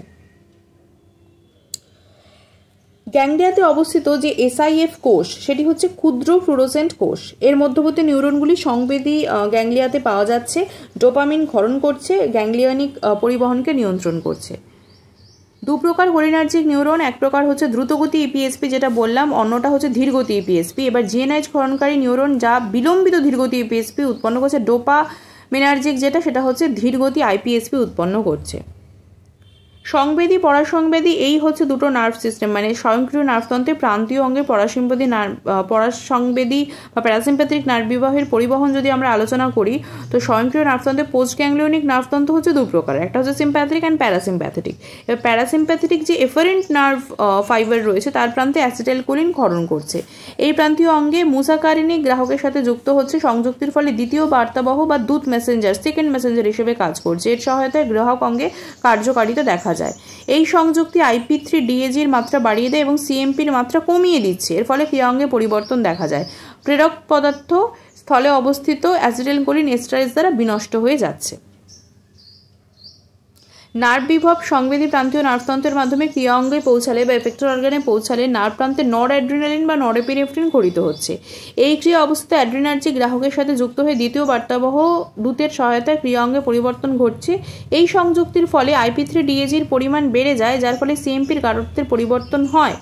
নরেপিনেফ্রিন পুনরায় নার্ভ প্রান্তে এক্সোপ্লাজমের মধ্যে ফিরে যায় এবং সংবেদী নার্ভ বিবাহের কাজ তখন বন্ধ হয়ে যায়। তো এখানে অ্যাসিটাইলকোলিন নার্ভ প্রেরক পদার্থ পোস্ট গ্যাংলিয়নিক পরাসংবেদী বা প্যারাসিম্প্যাথেটিক নার্ভ ফাইবারের মধ্যে। তো এখানে গ্রাহক হচ্ছে M1, M3, M5। দ্বিতীয় দূত বা সেকেন্ড মেসেঞ্জার হিসেবে IP3-DAG কাজ করছে। আর যখন M2, M4 গ্রাহক থাকছে তখন সেখানে CMP কমে যাচ্ছে, আর মানে সেকেন্ডারি মেসেঞ্জার হিসেবে কাজ করছে, কিন্তু CMP সেখানে কমে যায়। আর M1, M3, M5 এর ক্ষেত্রে IP3-DAG সেখানে বাড়ছে। তো নার্ভ বিভব পোস্ট গ্যাংলিয়নিক পরাসিম্প্যাথি নার্ভতন্তুর প্রান্তে পৌঁছালে অ্যাসিটাইলকোলিন নির্গত হচ্ছে। ক্রিয়া অঙ্গে অবস্থিত মুসাকারিনিক গ্রাহকের সাথে যুক্ত, যাকে M দিয়ে ডিনোট করা হচ্ছে। এই সংযুক্তির ফলে দ্বিতীয় যে মেসেঞ্জার বা সেকেন্ড মেসেঞ্জারের ক্ষরণ হচ্ছে। এবার IP3 কোষে ক্যালসিয়াম আয়নের পরিমাণ বাড়ছে, ফলে DAG CMP প্রোটিন কাইনেজ উৎসেচককে উদ্দীপিত করছে। এইভাবে ক্রিয়া অঙ্গের কার্যকারিতার পরিবর্তন ঘটছে। নার্ভ বিভব পোস্ট গ্যাংলিয়নিক সংবেদী নার্ভতন্ত্রের মাধ্যমে নার্ভ প্রান্তে যদি পৌঁছাচ্ছে নরঅ্যাড্রিনালিন নির্গত হচ্ছে। এই ক্রিয়াঙ্গে অবস্থিত বিভিন্ন গ্রাহকের সাথে যুক্ত হচ্ছে। এই সংযুক্তির ফলে দ্বিতীয় বার্তাবহ বা দূতের ক্ষরণ পরিবর্তিত হয়। এই দ্বিতীয় বার্তাবহ বা দূত ক্রিয়াঙ্গের কার্যকারিতার পরিবর্তন ঘটাচ্ছে।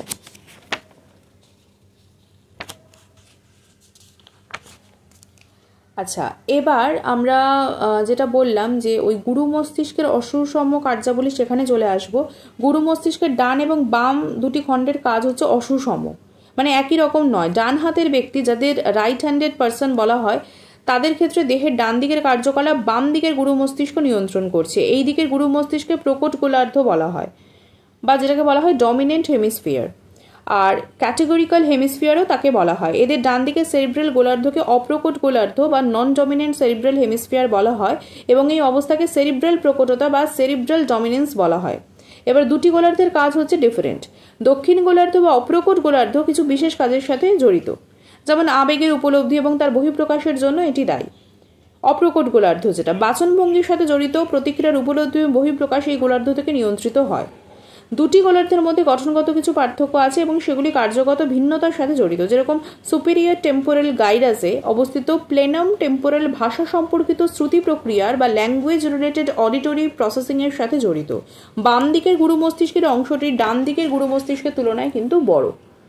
এবার বাম দিকের যে গুরু মস্তিষ্ক সেটা দক্ষিণ বীক্ষণ ক্ষেত্র বিশ্লেষণ করে, ডান হাতের সাহায্যে কোনো বস্তুকে বুঝতে পারে, লেখা কথা বলাকে নিয়ন্ত্রণ করে। আর ডান দিকের গুরু মস্তিষ্ক বাম দিকের বীক্ষণ ক্ষেত্রকে বিশ্লেষণ করছে এবং বাম হাতের সাহায্যে বস্তুর আকৃতি বুঝতে পারে, আবেগযুক্ত ভাষা প্রয়োগে সাহায্য করে, পার্শ্বীয় বিচলন ক্ষমতা বা স্প্যাশিয়াল অ্যাবিলিটি সেটাকে বোঝার ক্ষমতা রাখে এবং প্রাথমিক বাক ভঙ্গিকে নিয়ন্ত্রণ করে। লাস্ট কোয়েশ্চেন, স্পাইনাল শক কি? সকল মেরুদণ্ডী প্রাণীদের সুষুম্নাকাণ্ড ব্যবচ্ছেদ করলে সঙ্গে সঙ্গে একটি অবস্থা হয় যখন সংবেদনশীলতা বা সেন্সিটিভিটি এবং চেষ্টীয় কাজ বা যে মোটর ফাংশন থাকে সেটা কমে যায়। এই অবস্থার নাম হচ্ছে স্পাইনাল শক। মনে হয় দেহটি ওপর এবং নিচে এই দুটি অংশে ভাগ করা হয়েছে। ওপরের দিকটা স্বাভাবিক, কিন্তু শরীরের নিচের দিকটাতে কোনো রকম সংবেদনশীলতা বা সেন্সিটিভিটি থাকে না, বা কোনো চেষ্টীয় কাজ বা কোনো মোটর ফাংশন কিন্তু সেখানে থাকে না। ঐচ্ছিক পেশির টান লোপ পায়, সেই কারণে পক্ষাঘাতগ্রস্ত পেশিগুলি স্লথ আরও বেশি কিন্তু স্লো হয়ে যায়। রক্তবাহী অবস্থিত মসৃণ পেশিগুলির টান চলে যায়, ফলে রক্তচাপ কমে যায়। সুষুম্নাকাণ্ডের কোন তলে ব্যবচ্ছেদ হয়েছে তার উপর নির্ভর করে রক্তচাপ কতটা কমবে। T1 তলে ব্যবচ্ছেদ হলে রক্তচাপ কিন্তু সবচেয়ে কমে যায়। অন্যান্য আন্তর্যন্ত্রে অবস্থিত মসৃণ পেশির টান চলে যায়, যেমন মূত্রাশয়, পরিপাকতন্ত্রের নালিকা, তার ফলে মল নির্গমন ব্যাহত হয়, মূত্র নির্গমন ব্যাহত হয়। রোগীর শেষ পর্যন্ত বেঁচে থাকলে সুষুম্নাকাণ্ডের বিভিন্ন প্রতিবর্ত পুনরায় ফিরে আসে এবং রোগী পরবর্তী অবস্থায় পৌঁছে তাকে বলা হয় স্টেজ অফ রিকভারি আর পুনরুদ্ধার অবস্থা, অথবা প্রতিবর্ত ক্রিয়া অবস্থা বা স্টেজ অফ রিফ্লেক্স অ্যাক্টিভিটি। এরপর বিভিন্ন কারণে প্রতিবর্ত ক্রিয়া যদি পুনরায় বিনষ্ট হয় তখনই দশাকে বলা হয় প্রতিবর্ত অবলুপ্তি দশা বা স্টেজ অফ রিফ্লেক্স ফেইলিয়ার। এই দশার পরিণতি হচ্ছে মৃত্যু। তাহলে স্পাইনাল শকের প্রভাবে কিভাবে মৃত্যু হয় সেটা কিন্তু এখান থেকে জানা গেল। এই স্থায়িত্বকাল প্রাণীর পরিণত অবস্থার উপর নির্ভরশীল। দেখা গেছে যে ব্যাঙের ক্ষেত্রে এই স্থায়িত্বকাল কয়েক মিনিট, কুকুর বা বিড়ালের ক্ষেত্রে কয়েক ঘন্টা, মানুষের ক্ষেত্রে কয়েক সপ্তাহ। সুষুম্না অভিঘাতের কারণটা কি যেটা সঠিকভাবে জানা নেই, তবে মস্তিষ্ক অঞ্চল থেকে উদ্দীপনা নাড় প্রবাহ সুষুম্না কেন্দ্রে আসে। মস্তিষ্কের বিভিন্ন অঞ্চল এবং সুষুম্নাকাণ্ড একসাথে কাজ করে, সেজন্য যে মুহূর্তে সুষুম্নাকাণ্ড দ্বিখণ্ডিত করা হয় তখন স্বাভাবিকভাবে সুষুম্নাকাণ্ডের কোষগুলির কার্যকারিতা বাধা পায়। এই কারণে অভিঘাত অবস্থার সৃষ্টি হয়। আজকের ক্লাস এখানেই শেষ করছি। আশা করি আপনাদের ক্লাসটি ভালো লেগেছে। ডেফিনেটলি কমেন্ট করতে ভুলবেন না, ভালো লাগুক চাই খারাপ লাগুক। ভালো থাকবেন, সুস্থ থাকবেন, নিজেকে অনেক বেশি হেলদি রাখার চেষ্টা করবেন।